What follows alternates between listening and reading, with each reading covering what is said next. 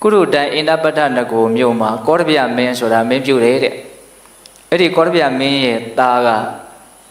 တုဒ္ဒသောမလို့အမည်ရတဲ့ဘုရားလောင်းပေါ့တချိန်ကျတော့အလွန်တရာမှထင်ရှားကြော်ကြားတဲ့အတွက်ကြောင့်မဟာတုဒ္ဒသောမလို့ရှေ့ကမဟာဆိုတဲ့နာမည်လေးပါရတယ်ပြီးတော့ဇတ်တော်ထဲမှာရှူလတုဒ္ဒသောမဆိုတာလည်းရှိသေးတယ်အဲ့ဒါလိုပဲဦးဇင်းတို့ဖြစ်ပြိုင်အနေနဲ့ဗာဒနတိပြည်ကာတိမင်းမှာလည်းပဲပြမဒတ်ဆိုတဲ့သားတစ်ယောက်ထုံးကားတယ်အဲ့ဒီပြမဒတ်ကပောဓိတာရဖြစ်လာမဲ့လူပေါ့နော်အဲ့ဒါအရွယ်ရောက်တဲ့အခါကျတော့တက္ကသိုလ်ပြည်ကိုပညာသင်လွှတ်ကြတယ်ကိုယ်တိုင်းပြည်မှာပညာသင်လို့မရဘူးလားဆိုတော့မဟုတ်ဘူးရတယ်ဒါပေမဲ့ပညာသင်တယ်ဆိုတာမိဘနဲ့ဝေးတဲ့နေရာကိုသွားမှကျွန်းလွန်တဲ့သဘောလေးရှိတာ哦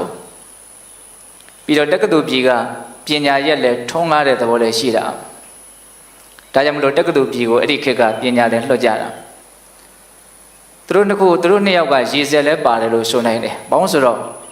တက္ကသိုလ်ပြည်ကိုပညာသင်လာတဲ့နေ့မှာကိုပဲတက္ကသိုလ်ပြည်အဝင်မှာလမ်းဈေးရမှာတဲနေတော့အဲ့ဒီတက်ကစားတွေ့တယ်။ဆရာကြီးဒီကိုမရောက်သေးဘူး။မိတ်ဆွေဖြစ်တယ်။အဲ့ဒါဆရာကြီးကိုရောက်တဲ့အခါကျတော့ပညာသင်ကြတယ်။ဘုရားလောင်းကအယမ်းမှဉာဏ်ပညာထက်မြက်တဲ့အတွက်ကြောင့်အလွန်မှသိလွယ်တယ်တတ်လွယ်တယ်။ဒါကြောင့်ခဏလေးအတွင်းမှာပဲဆရာကြီးရဲ့လက်ထောက်ဖြစ်တယ်။ဆရာကြီးတွေကပညာကိုသူလည်းသင်တယ်။တပည့်တွေကိုဝိုင်းပြီးတော့ပြန်ပြီးတော့သင်ပေးရတယ်ဆရာတစ်ပိုင်းတပည့်တစ်ပိုင်းပေါ့အထူးသဖြင့်အဲ့ဒီပြမဒတ်မင်းသားကိုပြန်ပြီးတော့သူပညာသင်ပေးရတယ်အဲ့တော့တငယ်ချင်းလည်းဟုတ်တယ်ဆရာတစ်ပည့်လည်းဟုတ်တယ်ပေါ့နော်အဲ့ဒါလို့နဲ့ပညာဆုံးလို့တိုင်းပြည်ကိုပြန်ကြမယ်ဆိုတော့ဘုရားလောင်းကသူ့ရဲ့တပည့်ဖြစ်တဲ့တငယ်ချင်းလည်းဖြစ်တဲ့ဒီပြမဒတ်ကိုစိတ်မချပုံကြည့်ရတာကစိတ်မချစရာအနေအထား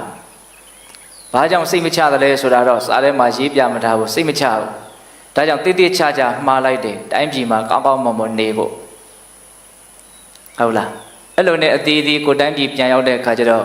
ဖာခမဲတော်တို့ရဲ့အရာရာဖြစ်တဲ့ဌိနန်းစည်းစိမ်ကိုလွယ်လွယ်ကူကူရကြတယ်ပေါ့ဒီလိုနဲ့ဦးဇင်းတို့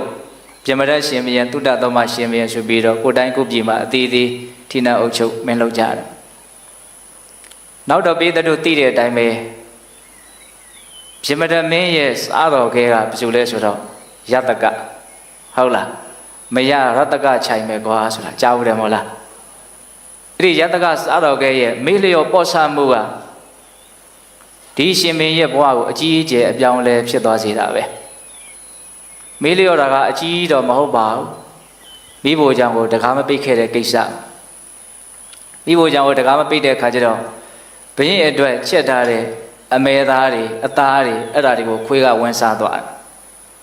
အဲ့ဒါနောက်နေ့ရောက်တော့ဘရင်ကိုဆက်ကပ်စရာမရှိဒါဟာအသက်ဆုံးရှုံးသည့်အထိရာဇဝတ်တန်တင့်နိုင်တဲ့အနေအထားပေါ့အဲ့တော့သူကလည်းမရမကကြံဖန်ရတယ်ဖြစ်ချင်တော့နောက်နေ့ကဥပုပ်နေ့မို့လို့ဈေးပိတ်တယ်တဲ့သွားဝယ်လို့မရအဲ့တော့နဲ့ယတကဘလို့ကြံလဲဆိုတော့တင်းချိုင်းမှာလက်လက်ဆက်ဆက်မြုပ်ထားတဲ့သူသေးကောင်ကိုညတွင်ချင်းသွားရှာတယ်အဲ့ဒီသူတေကောင်ရဲ့ပေါင်သားကိုလှီးပြီးတော့ယူလာတာအဲ့ဒါကိုချက်ပြီးတော့ဘယင်ကိုဆက်ကတ်တယ်ဘလူးဘဝမှာဘဝပေါင်းများစွာကျင်လည်ခဲ့တဲ့အဲ့ဒီပြမဒတ်ကနိကတဲ့အနေအထားဘဝတန်တရားမှာဘီလူးဘဝပေါင်းများစွာအဲ့ဒီလူသားကိုယတကချက်ပြီးတော့လဲကတ်လိုက်ရသူရှားဘောကိုတင်လိုက်တယ်အဲ့ဒီအသားတုံးကိုအကျော်ပေါင်း9000တခါတည်းပြန့်ပြီးတော့နှံ့ပြီးတော့စိမ့်သွားတယ်တဲ့အရန်ကြိုက်သွားတယ်ဒါပါလဲပေါ့ဘဝဓာတ်ခံရဲ့အနေအထားတွေရဲ့ရိုက်ခတ်မှုလည်းပါတာပေါ့နော်အဲ့ဒါနဲ့သူတိုးတိုးလေးမေးတယ်ဒါဘာသာတုံးပေါ့သူ့ရဲ့မျက်နှာမှာအယမ်းမှလည်းတုံလှုပ်နေတယ်အဲ့တော့ယတကလိန်တယ်ဒါအမဲသားပါခါတိုင်းစားနေကြအသားပါအဲ့လိုပြောတဲ့အခါကျတော့ဘုရင်ကတန်လျက်ကိုတခါတည်းထဆွဲတယ်မင်းငါ့ကိုမလိန်နဲ့ငါကောင်းကောင်းသိတယ်ပေါ့ငါစားနေကြအသားဟုတ်တယ်မဟုတ်ဘူးဆိုတော့ငါကောင်းကောင်းသိတယ်ဒါကြောင့်မင်းငါ့ကိုမလိန်နဲ့တခါတည်းတန်လျက်နဲ့ထောက်ပြီးတော့မေးတဲ့အခါကျတော့ဘင်းမင်းနဲ့တက်ရင်လည်းသေရပါလိမ့်မယ်ပေါ့ဒါလူသားပါ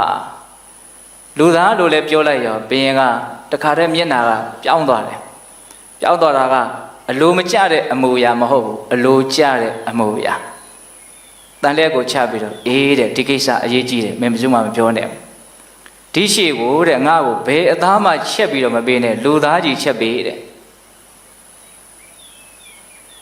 လူ လူတွေဆိုတာကြိုက်မိကြရကြိုက်တာပဲเนาะတကယ်ကြိုက်လာပြီဆိုလို့ရှိရင်အတိညာဟာမှောင်ကျသွားတဲ့သဘောရှိတယ်ဘုရင်တို့အဝိဇ္ဇာပြည့်စရာသင်္ခါရအစရှိသဖြင့်ပရိစ္ဆေသမုပ္ပါဒေသနာမှာဘာကြောင့်တတ္တဝါတွေဟာလိုချင်တာလဲလို့မေးရင်မသိလို့လိုချင်တာလို့အလုံးမှတ်သားဖို့လေဒုက္ခသစ္စာကိုမသိလို့လိုချင်တာပေါ့မသိလို့လိုချင်တာကိုပဲလူတွေဟာအတိများရတယ်လိုချင်လို့မသိသွားတာကိုကြတော့စဉ်းစားမိခဲ့တယ်ပေါ့မသိလို့လိုချင်တဲ့အပိုင်းရှိသလိုလိုချင်လွန်းလို့မသိသွားတာလည်းရှိတယ်ရချင်လွန်းလို့ညံကန်းသွားတာလည်းရှိတယ်အဲ့ဒါနဲ့ဘုရင်ကဒီကိစ္စအရေးကြီးတယ်ဒါကြောင့်ငါရှိဒီရှိကိုလူသားကြီးဆက်ပြီးတော့ပေးရမယ်အဲ့တော့ဘုရင်မင်းနေရတဲ့နေတိုင်းလူကဘယ်လိုလုပ်ရနိုင်မလဲထောင်ထဲမှာလူတွေအများကြီးပဲတဲ့အပြစ်ကြီးတဲ့ကောင်ကိုအရင်စားတတ်တယ်ဟုတ်လားရက်ဆက်တယ်နော်အဲ့လိုနဲ့ဦးဇင်းတို့လူရင်းပဲပြောမှဖြစ်မယ်ဟုတ်လားထောင်ထဲကလူကုန်ပြီဆိုတဲ့အခါကျတော့ရှားတော်သားကနောက်ထပ်ရောက်မလာထောင်ထဲကလူတွေကိုထောင်ချတဲ့လူတိုင်းပြန်ပြီးတော့လွတ်လာတယ်ဆိုတာမရှိဘူးအကြောင်းမျိုးမျိုးကြောင့်သေတယ်ဆိုတဲ့စည်းရင်းပဲထွက်လာတယ်ရှားတော်သားလည်းအလွန်နေသွားတယ်အဲ့ဒါနဲ့ဘုရင်ကဘာကြံပေးလဲဆိုတော့အဲ့လိုဆိုလို့ရှိရင်တဲ့လမ်းပေါ်မှာအတပြားထောင်တုတ်တွေကိုပြစ်ချတာကြလို့ကောက်မိလို့ကတော့အဲ့ဒီလူတခိုးပဲဆိုပြီးတော့ထောင်ထဲဆွဲခံရမယ်ထောင်ထဲရောက်ရင်တတ်တယ်ဒါနောက်ကျတော့လမ်းပေါ်မှာဘယ်လိုအတပြားတို့ပြစ်ချထားလို့မှဘယ်သူမှကောက်မလို့မရှိဘူးကြည့်တော့မကြည့်ရဘူးတဲ့ကဲလူတွေဥပဒေလိုက်နာတယ်ဆိုတာနော်ကြောက်လို့လိုက်နာတာနော်ဟုတ်တယ်မဟုတ်လားစဉ်းစားနော်အများကြီးတွေးတယ်ရှိတယ်ဟုတ်လားအဲ့ဒါနဲ့ဘုရင်ကဘလို့ဆက်ပြီးတော့အကြံပေးတော့လူရအောင်ဘလို့လုပ်ရလဲဆိုတော့ညမှာထွက်တဲ့လူတွေကိုတိတ်တိတ်ဆိတ်လိုက်ပြီးတော့တတ်တယ်ညထွက်တဲ့လူကိုတတ်တာနော်အဲ့ဒါလိုနဲ့နောက်ကျတော့ညလည်းဘယ်သူမှမထွက်ရဲဘူးခက်တာကလူတက်သွားပြီဆိုလို့ရှိရင်ဒီရှုဖြိုးတဲ့အသားတွေဟာအကုန်ပါသွားတယ်အဲ့ကြောင့်ရာဒီတိုင်းသူပြည်သားတွေကဒါဟာသွေးရိုးသားရိုးမဟုတ်ဘူးလူသားစားတဲ့လူရှိတယ်လူစားတဲ့တာမသိတယ်ပေါ့အဲ့ဒါနဲ့ဝိုင်းပြီးတော့နန်းရင်ပြင်မှာអော်ကြတာတိုင်းပြည်မှာဘေးအန္တရာယ်တင့်နေပြီလူသားစားတဲ့လူကိုဘင်းမင်းတွေကဖမ်းပေးပါလူသားစားတဲ့လူဖမ်းပေးရမယ်ဆိုတော့ဘုရင်ကဘယ်သူသွားဖမ်းသူ့ကိုယ်သူလက်ထိတ်ခတ်ဖို့ပဲရှိတယ်ဟုတ်လားအဲ့တော့ဘုရင်ကဘာပြောလို့ဆိုတော့မင်းတို့မှာဖြစ်တဲ့ကိစ္စကိုဘာဖြစ်လို့ငါစီလာអော်နေရတာတော့မင်းတို့ဘက်သူရှားပြီးတော့ဖမ်းမလားတဲ့တရားခံကသူတည်ပြီးသားပဲလေဟုတ်လားအဲ့ဒါနဲ့ဘုရင်ကဒီကိစ္စကိုသူဘလို့မှမကင်တွေ့တဲ့အခါကျတော့စစ်သူကြီးဖြစ်တဲ့ကာလဟတ္ထိဆိုတာရှိတယ်အဲ့ဒီစစ်သူကြီးကာလဟကဒီတခိုးကိုမိအောင်ဖမ်းမယ်ဒီလူဆိုးကိုမိအောင်ဖမ်းမယ်ဆိုဖမ်းတော့မိတာပေါ့မိတဲ့အခါကျတော့မင်းဘာလို့တတ်တော့ဒီလူတွေကိုအဲ့လိုကြမ်းကြမ်းထန်ထန်စစ်တဲ့အခါကျတော့ဘုရင်စားဖို့လို့ဒီလူတွေကိုတတ်ရတာမင်းဘုရင်ရှင်မှာမေးမယ်ဆိုရင်ကမင်းအဲ့ဒီတိုင်မင်းပြောရင်မလားနေရတာကိုကြောက်ရတာပေါ့နော်ပြောရဲပါတယ်ဆိုတော့ဒါနောက်နေ့ရောက်တော့ဘင်းရဲ့ရှေ့တော်မှာကိုအဲ့ဒီရတကခေါ်ပြီးတော့တိတိဆိုင်ဆိုင်ပြောတယ်အဲ့တော့ဘုရင်ကလည်းပဲမျက်နှာမပြတ်ဘူးတတိယတော့တော်တော်ကောင်းတယ်ငါအတွက်လှုပ်လှုပ်ပေးနေတဲ့လူကိုဘာဖြစ်လို့မင်းတို့ကဒီလိုမျိုးဖြစ်နေရတာတော့တဲ့အဲ့လိုတောင်ပြောတာနော်သူ့အတွက်အလှုပ်လှုပ်ပေးနေတဲ့လူကိုဘာဖြစ်လို့ဒီလိုကြမ်းကြမ်းထန်ထန်ဆက်ဆံရတယ်လဲပေါ့ဝန်ခံလိုက်တဲ့သဘောပါပဲအဲ့ဒါလိုလည်းပြောလိုက်ရောကာလဟတ္ထိကမင်းကြီးတဲ့လူသားဆိုတာမစားသင့်ဘူးဒါကြောင့်လူသားကိုရှောင်ကျင်သင့်တယ်လူသားကိုမစားဖို့အတွက်တားတာပေါ့အဲ့လိုတားတဲ့အခါကျတော့ဘုရင်ကြီးကပြုံးပြုံးပဲနားထောင်အဲ့ဒါကာလဟတ္ထိကရှေးတုန်းကဖြစ်ခဲ့မှုတဲ့အကြောင်းအရာတွေပါတင်ပြပြီးတော့တားတာမင်းကြီးတဲ့ရှေးတုန်းကငါးကြီးအာနန္ဒာဆိုတာရှိတယ်ယူဇနာနဲ့ချီပြီးတော့ကြည်တယ်အဲ့ဒါနောက်တော့သမုဒ္ဒရာထဲမှာဂမူတွေကမောက်တွေတောင်တွေလိုဟာမျိုးတွေကလည်းရှိတာအလွန်နဲ့တဲ့နေရာမျိုးမှာအဲ့ဒါငါကဘလောက်ကြီးလဲဆိုတော့အဲ့ဒီတောင်ကိုပတ်ထားတာသူ့ရဲ့ကောင်းကသူ့အမိကိုပြန်ပြီးတော့ကြိုက်လို့ရတဲ့အနေအထားမျိုးအရွှေကြီးအကြီးကြီးပေါ့နော်အဲ့ဒါကိုသူ့အမိမသိဘူးကျန်တဲ့ငါးတကောင်ရဲ့အမိထင်ပြီးတော့ကြိုက်လိုက်တယ်ဟုတ်လားအဲ့ဒီမှာအဲ့ဒီသူကြိုက်ချီလိုက်တဲ့တကယ်တမ်းအမိကဘယ်သူအမိဖြစ်နေသူ့အမိဖြစ်နေတယ်အဲ့ဒီအသားကိုသူ့ပါဇက်ထဲလဲပါသွားပြီဆိုတော့ဒီကိုအောင်ကြီးကပေါက်ပြေးသွားပြီလေသွေးတွေပါတွေထွက်ပြီအဲ့ဒီမှာငါးသေးသေးတွေသူ့ထက်သေးတဲ့ငါးတွေကအကုန်လုံးလာပြီးတော့သူ့ကိုစားရတယ်အဲ့ဒါအယိုးပဲကျွဲ့တယ် အယိုးတောင်လောက်ရှိတယ်လို့ဆိုတယ်အဲ့ဒါကိုအဲ့ဒီခေတ်ကဇံရအပင်ရှင်ယသိတွေကဒီအကြောင်းအရာကိုလူတွေကိုတဆင့်ပြန်ပြောလို့သမုဒ္ဒရာထဲမှာဒီလိုမျိုးအခြေအနေရှိခဲ့မှုတယ်ဆိုတာကိုသိရတယ်တဲ့အဲ့ဒါကိုတက်တည်ပြပြီးမင်းကြီးလူသားဆိုတာမစားဘူးကိုယ်သားကိုပြန်စားရင်ဒုက္ခရောက်မယ်ပေါ့အဲ့လိုပြောတဲ့အခါကျတော့ပြမတမင်းကကလဟတဲ့မင်းမပုံနေပတ်တင်နဲ့ပြောတတ်တာမဟုတ်ဘူးငါလည်းပြောတတ်တယ်တဲ့မင်းကမစားနဲ့လို့ပြောပြီမလို့ငါကလည်းအလွန်စားခြင်းတယ်ပေါ့ကိုဖြစ်ချင်တာမဖြစ်ရဘူးကိုရချင်တာမရဘူးဆိုရင်လည်းပဲတည်တတ်တယ်တဲ့ဒါကြောင့်မလို့ငါဖြစ်ချင်တာတော့ငါဖြစ်အောင်လုပ်မယ်ပေါ့ဆိုလိုတဲ့အိဗယ်ကနော်အဲ့ဒါသူကဘာကိုတက်တည်ပေးတုံးဆိုတော့သူဇာတတတိရဲ့သားဆိုတာရှိတယ်ကွာတဲ့အဲ့ဒါဇံရယတိတွေကိုအဲ့ဒီတတိကကိုးဝယ်လာအဲ့ဒါဒီနေ့တော့အဲ့ဒီဇံရယတိတွေကဇဗုရိကျွန်းကနေပြီးတော့မြောက်ကျွန်းကနေပြီးတော့သပြုတပြေသီးဆိုတာကိုခူးလာတာအဲ့ဒီတပြေသီးလေးကိုယူလာတဲ့အခါကျတော့ဒီတတိရဲ့သားကဒီတပြေသီးကိုစားခြင်းစားခြင်းတော့ယတိတွေကိုငိုတောင်းတော့ယတိတွေကကျွေးလိုက်တာပေါ့ကျွေးတော့အဲ့ဒီတပြေသီးကအရန်ကောင်းတဲ့အခါကျတော့ယတိတွေကနောက်နေ့ရောက်တော့ဇန်နဲ့ပြန်သွားပြီးဒီကိုပြန်မလာတော့ဒီကလေးကအဲ့ဒီတပြေသီးကိုစားခြင်းထတ်တောင်းတယ်တပြေသီးကမရတော့ဘယ်မှာမှမရှိဘူးဘာကျွေးလို့မှမရဘူးအဲ့ဒီတပြေသီးမရတဲ့အတွက်ကြောင့်အဲ့ဒီကလေးစိတ်သက်ဖြစ်ပြီးတော့သေရှာတယ်ပေါ့ဒါကြောင့်တပြေသီးမစားလို့သေတဲ့ကလေးတောင်ရှိသေးတာလူသားမစားရင်ငါလည်းသေခြင်းသေသွားနိုင်တယ်ပေါ့မရှောင်နိုင်ဘူးပေါ့နော်အဲ့လိုပြောတဲ့အခါကျတော့ကာလဟကတခါတုထိယလူလင်ဆိုတာရှိတယ်တဲ့ဥမာတစ်ခုထပ်ပြရနော်အလွန်အမျိုးတန့်တဲ့ပိုက်ဆံပေါ်တဲ့တထေသားတစ်ယောက်ပေါ့နောက်အရက်ကြိုက်တဲ့အတွက်ကြောင့်ဒီစွန့်တဲ့အတွက်ကြောင့်ဆွေတွေမျိုးတွေစီးတဲ့ဥစ္စာတွေကိုစွန့်ပြီးတော့လမ်းဘေးမှာကိုယ်ကိုယ်ရမယ်တေခဲ့ရဘူးတဲ့ဒါကြောင့်ယတ္တတဏရှာရဲ့အလိုကိုမလိုက်သင့်ဘူးလို့ကာလဟတိကတရားချတာအဲ့လိုပြောတဲ့အခါကျတော့ပြမတတ်ကမင်းမအဲ့လိုပြောတတ်တာမဟုတ်ဘူးငါလည်းပြောတတ်တယ်ဆိုတဲ့သဘောမျိုးနဲ့နောက်ထပ်သူကလည်းပဲအဖြစ်ပြက်လေးတစ်ခုထပ်ပြောတယ်အဲ့ဒါကဘာလဲဆိုတော့စောစောကပြောခဲ့တဲ့တေးသွားတဲ့ကလေးရဲ့ဖေးသူဇာတာတကြွယ်ပေါ့နောက်တော့ယတိတွေကပြန်လာအဲ့တော့ယတိတွေနေတဲ့ကျောင်းကိုသူကသွားပြီးတော့အိတ်တာအိတ်တဲ့အခါကျတော့ညမှာတရားမင်းကအဲ့ဒီယတိတွေကိုလာပြီးတော့ရှိခိုးတယ်တဲ့အဲ့တော့တရားမင်းရဲ့နောက်ကနေနတ်သမီးတွေပါလာတယ်လို့ဆိုတယ်အဲ့ဒါကိုကျောင်းရဲ့အတွင်းထဲကနေပြီးတော့ကပ်ပေါက်ကြားကနေအယောင်ထွက်နေတာကိုကျောင်းမှာလိုက်ပြီးတော့အိတ်တဲ့အဲ့ဒီတကြွယ်ကချောင်းပြီးတော့ကြည့်အနတ်သမီးတွေကိုလည်းမြင်ရောအဲ့ဒီနတ်သမီးတွေရဲ့ပုံမှာဆွဲလန်းတယ်အိမ်လဲရောက်ပြီလဲဆိုရောနတ်သမီးပေးကြည့်ပြီးတောင်းတယ်တဲ့အိမ်မှာရှိတဲ့အမျိုးသမီးတွေကိုတစားဆင်းပြီးတော့ပြတယ်ဒါနတ်သမီးမဟုတ်ဘူးဒါဘလူးမတွေလို့ပြောတယ်တဲ့ဟောဒီလိုနဲ့လူရင်းလှည့်ရင်းနဲ့ပဲနတ်သမီးအာယုံကိုမြင်မိတဲ့အတွက်ကြောင့်မရလို့အဲ့ဒီသူဇာတတထေဟာအသက်ဆုံးရဘူးတဲ့ဒါကြောင့်ငါလည်းပဲလူသားမစားရင်သေခြင်းသေသွားနိုင်တယ်မရှောင်နိုင်ဘူးပေါ့အဲ့လိုပြောတဲ့အခါကျတော့ကာလဟတိကနောက်ထပ်ပုံတစ်ခုထုတ်ပြန်တယ်သူ့ရဲ့ရှင်မင်းကိုနှမျောလို့ပေါ့နော်ဟင်းသာကိုတောင်းဇတ်တူသားကိုစားလို့ပျက်စီးရတယ်ဆိုတဲ့ဇတ်တစ်ခုရှိတယ်အဲ့ဒါလည်းပေးတယ်လို့ကြားဦးမယ်ထင်ပါတယ်နော်ပင်ကိုကြီးကတလလျင်ဒီကူပေါက်ကိုຫນွေကျိုးလောက်ရှိတဲ့နတုခန္ဓာကိုယ်ကထွက်တဲ့အမြင်နဲ့ရှစ်ပတ်ထားတာအောက်ကဟင်းသားတွေကမိုးလေးလားဒီထဲမှာတလေးစပယ်နှံကိုချီပြီးတော့နေကြတာအဲ့ဒီဟာကိုဖောက်ပြီးတော့ထွက်ရတာတစ်နှစ်မှာတော့မိုးက4လနဲ့မဟုတ်ဘဲနဲ့9လလောက်ရွာနေတဲ့ခါကျသူတို့မထွက်နိုင်အဲ့တော့ဒီဟင်းသားတွေကဘာလုပ်ကြတော့စားစရာမရှိတော့အချင်းချင်းစားကြတာအချင်းချင်းစားတဲ့ခါကျတော့ဒီຫນွေဒီပင့်ကူရဲ့အမြင်တွေကိုဖြတ်ပြီးတော့ဖောက်နိုင်တဲ့ဟင်းသားကအားမရှိတော့သူမဖောက်နိုင်ဒါကြောင့်မလို့ပင့်ကူကအဲ့ဒီဟင်းသားတွေအကုန်လုံးကိုဂူထဲမှာတကောင်ပြီးတကောင်စားတာ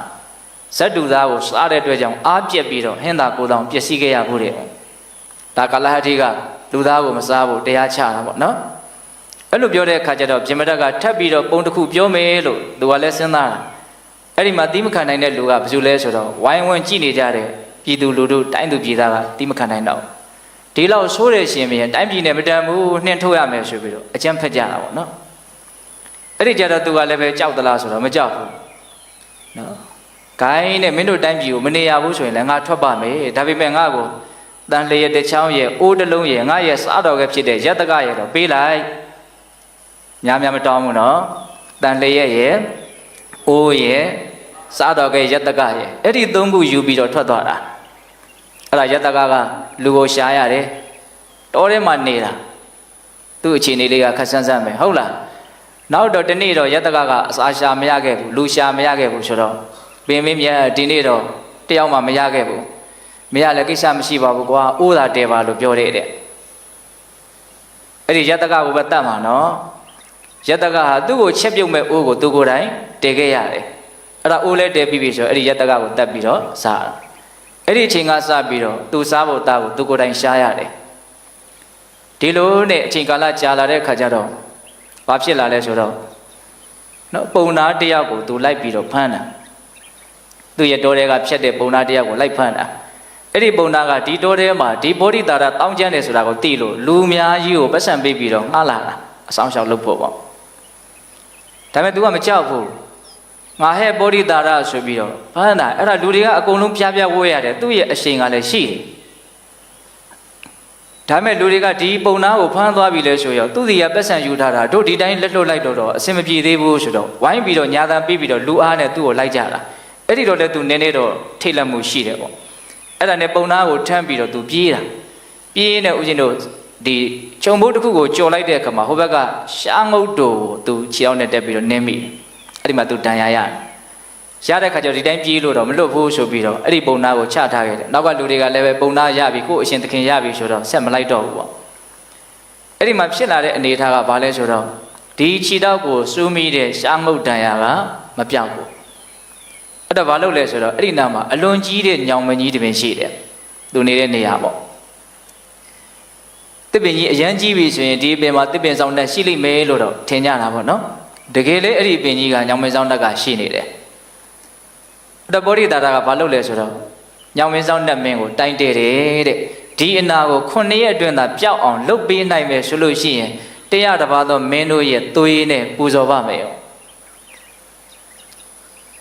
အဲ့လိုတိုင်တယ်လားအဲ့ဒါနတ်ကမလို့သူ့ရဲ့အနာကပြောင်းလဲသွားတာတော့မဟုတ်ဘူးဘာမှမစားရမတော့ရလို့ဒီတိုင်းကြီးနေတဲ့အခါကျတော့အနာကမန်းတိတ်ပြီးတော့ခြောက်ပြီးတော့ပျောက်သွားအဲ့ဒီအနာပျောက်သွားတာကံဆိုးတာပဲနော်အနာပျောက်သွားပြီဆိုတော့ဘသူရဲ့တကိုးကြောင့်ပျောက်တယ်လို့သူထင်တော့နတ်ရဲ့တကိုးကြောင့်ပျောက်တယ်လို့ထင်တာနော်ဒါကြောင့်နတ်ဟာသူကျေးဇူးရှင်ဖြစ်သွားတယ်အဲ့ဒါနဲ့ငါဂရိတီရမယ်ဆိုပြီးတော့တရားတစ်ပါးသောမင်းတွေကိုဖမ်းဖို့သူစ조사ရတယ်ဖြစ်ချင်တော့ဘာလဲဆိုတော့လွန်ခဲ့တဲ့ဘဝကသူနဲ့တငယ်ချင်းတော်ခဲ့တဲ့ဘလူးကမသေးဘူးရှိတယ်အဲ့ဒီဘလူးကသူ့ကိုဗဒလက္ခဏမန္တန်ဆိုတာပေးတယ်တဲ့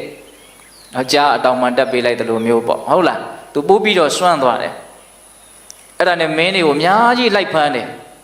ဖမ်းရတိုင်းသောမင်းတွေကိုသူကလက်ဖွားကိုဖောက်ပြီးတော့အဲ့ဒီညောင်မဲမှာခြေထောက်နဲ့မြေကြီးနဲ့မထိတထိအနေထားမျိုးနဲ့တွဲလောင်းဆွဲတာရဲလဲရက်ဆက်တယ်ပေါ့နော်အဲ့လိုမင်းတွေတော်တော်များများဖမ်းပြီးပြီဆိုတော့ညောင်မင်းဆောင်တက်ကစိတ်ပြက်တယ်ပေါ့နော်သူ့ညောင်မင်းအောက်မှာတကယ်ကိုသွေးတန်ရဲရဲနဲ့ကြက်သေးမရှိမင်္ဂလာမရှိသူလည်းဘာမှလုပ်ပေးရတာမဟုတ်ဘဲနဲ့သူ့ရဲ့ကျေးဇူးဆက်ပုံကြီးကစိတ်ပြက်စရာကြီးပေါ့နော်အဲ့ဒါနဲ့ဒါကိုဘယ်လိုလုပ်ရမလဲဆိုတော့သူမတားတတ်ဘူးအဲ့ဒါနဲ့စတုမာတဲ့နမကြီးလေးပါးစီကိုသွားပြီးတော့အကြောင်းကျိုးသွားပြောတယ်တဲ့ဒီကိစ္စဘယ်လိုကင်တွယ်ရမလဲပေါ့ငါတို့စီကိုလာပြီးတော့အကြံဉာဏ်မတောင်းနဲ့တဲ့ပြဿနာပေါင်းများစွာကိုတပြိုင်တည်းဖြေရှင်းနေတဲ့တရားမင်းဒီကိုသွားပြီးတော့အကူကြီးတောင်းကြည့်အဲ့ဒါညောင်မင်းဆောင်တက်ကတရားမင်းဒီရောက်သွားတယ်တရားမင်းဆိုတာကတကယ်လဲညံကောင်းတယ်ပေါ့နော်မြင်တယ်ဘာမြင်လဲဆိုတော့ပညာရှိတဲ့ပုဂ္ဂိုလ်တယောက်နဲ့တွေ့မှသာလေဒီပြဿနာအခက်ခဲဟာပြေလည်နိုင်လိမ့်မယ်ပေါ့အဲ့ပညာကဘယ်သူရှိလဲလို့ကြည့်လိုက်တော့ဇူရိကျွန်းမှာတုဒ္ဒသမကိုမှီတဲ့ပညာကြီးတဲ့ပုဂ္ဂိုလ်တယောက်မှမရှိဘူးဒါကြောင့်မလို့ညောင်မင်းဆောင်တက်ကိုအကြံပေးတယ်မင်းအဲ့ဒီဘောဓိတာရကိုထင်ပြပြီးတော့ရှေ့ကနေပြေးတွေ့ပြီဆိုလို့ရှိရင်မကျေနပ်တဲ့အကြောင်းပြောဘာလို့မကျေနပ်လဲလို့မေးလို့ရှိရင်ပုံတော်ကြောမင်းတွေကိုဖမ်းလာပြီးတော့လာပူဆိုတယ်တကယ်မင်းကိုကြတော့မဖမ်းဘူးဒါကြောင့်တုဒ္ဒသမမပါလို့ငါမကျေနပ်နိုင်ဘူးလို့မင်းပြောလိုက်အဲ့ဒါဆိုရင် तू ကတုဒ္ဒသမကိုရအောင်ဖမ်းလိုက်မယ်အဲ့ဒီတုဒ္ဒသမမင်းပညာရှိရောက်လာပြီဆိုရင်ဒီပြဿနာကိုသူရှင်းလိုက်မယ်ပညာရှိကိုယုံကြည်ရနော်ဟုတ်လားအဲ့လိုပြောတဲ့အခါကျတော့ညောင်မင်းဆောင်တက်ကအဲ့ဒီဗောဓိတာရမြင်အောင်ယဟန်အသွင်ပြတယ်လို့ဆိုတယ်တော့ယဟန်ဆိုတာလည်းမင်းတစ်မျိုးပဲဆိုတော့တတ်ဖို့လိုက်တယ်ဒီဗောဓိတာရကဒါပေမဲ့လိုက်တယ်မမိဘူး မမိတဲ့အခါကျတော့ရပ်ပါလို့ပြောတဲ့အခါကျတော့သင်မစုတုံးလို့မေးတော့ညောင်မဆောင်နှက်ဖြစ်တယ်ပေါ့ဟာညောင်မဆောင်နှက်ဆိုရင်သူကြည်သူရှင်ကြီးပဲပေါ့အေးတဲ့ဒါပဲငါမကြည်နှက်ဘူးဘာဖြစ်လို့လဲဆိုတော့တုဒ္ဒသမမင်းမပါလို့အဲ့ဒါလိုလေပြောလိုက်ရောတုဒ္ဒသမမင်းကိုသူဘာလုပ်မလို့ဖမ်းမယ်လို့အဲ့ဒီမှာသူစဉ်းစားတယ်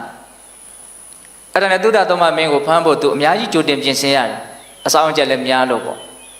ဒါဘယ်လိုဖမ်းမလဲဆိုတော့ဘယ်နေ့ဘယ်အချိန်မှာတုဒ္ဒသမမင်းဟာခေါင်းစည်းမင်္ဂလာပြုလိုက်မယ်မင်္ဂလာကံတော်မှာအဲ့လိုဆိုရင်အဲ့ဒီမင်္ဂလာကံတော်တွေကိုငါအရင်ဆင်းထားပြီးတော့ကြာရွက်ကိုခေါင်းဆောင်းပြီးတော့သာသာလေးအဲ့ဒီထဲမှာပုံနေမယ်အဲ့ဒီထဲနဲ့သူသွားဆောက်ဟုတ်တယ်အဲ့ဒီနေ့မှာတုဒ္ဒသမမင်းဟာဆင်စည်းပြီးတော့မင်္ဂလာကံတော်ကိုခေါင်းစည်းမင်္ဂလာပြုဖို့ထွက်လာတာအဲ့ဒါလမ်းမှာဘာနဲ့တွေ့လဲဆိုတော့နန္ဒပုံနာဆိုတာနဲ့တွေ့တယ်တဲ့အဲ့ဒီနန္ဒပုံနာကရက်ပြီးတော့ဘေးမင်းနေရတကားထားလို့တကားထားလျင်တရားတန်တဲ့နော်တတရဟဂါထာတွေကိုဘေးမင်းမြတ်ကိုနော်ဆက်တတရားရှိပါတယ်ပေါ့ဒါကတ္တပမြတ်စွာဘုရားရှင်ကိုရမြတ်ကြီးဟောခဲ့တဲ့ဂါထာတွေလို့နာမည်ကြီးတယ်ပေါ့ဟုတ်တယ်အဲ့ဒါအမှန်လည်းပဲကတ္တပမြတ်စွာဘုရားဟောခဲ့တဲ့ဂါထာ၄ပုဒ်ဒီဂါထာတွေကိုဟောလို့ရှိရင်များသောဖြင့်တကားထားလျင်နော်တရားပူဇော်ကြလို့တရားတန်ဂါထာလို့ဒီလိုမျိုးနာမည်ရှိတယ်တဲ့အဲ့လိုမျိုးနန္ဒပုံနာကနော်လမ်းပေါ်ကနေပြီးတော့ရှောက်တဲ့အခါကျတော့တုဒ္ဒသမမင်းကအေးတဲ့အဲ့ဒါလို့ဆိုရင်အခုငါခေါင်းစည်းမင်္ဂလာသွားပြုမှာမို့လို့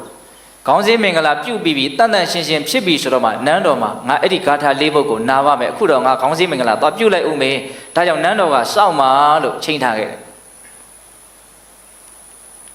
အဲ့ဒါနဲ့ခေါင်းစည်းမင်္ဂလာပြုဖို့မင်္ဂလာကံတော်ကိုသွားတော့ဩရိတာရကစဉ်းစားတယ်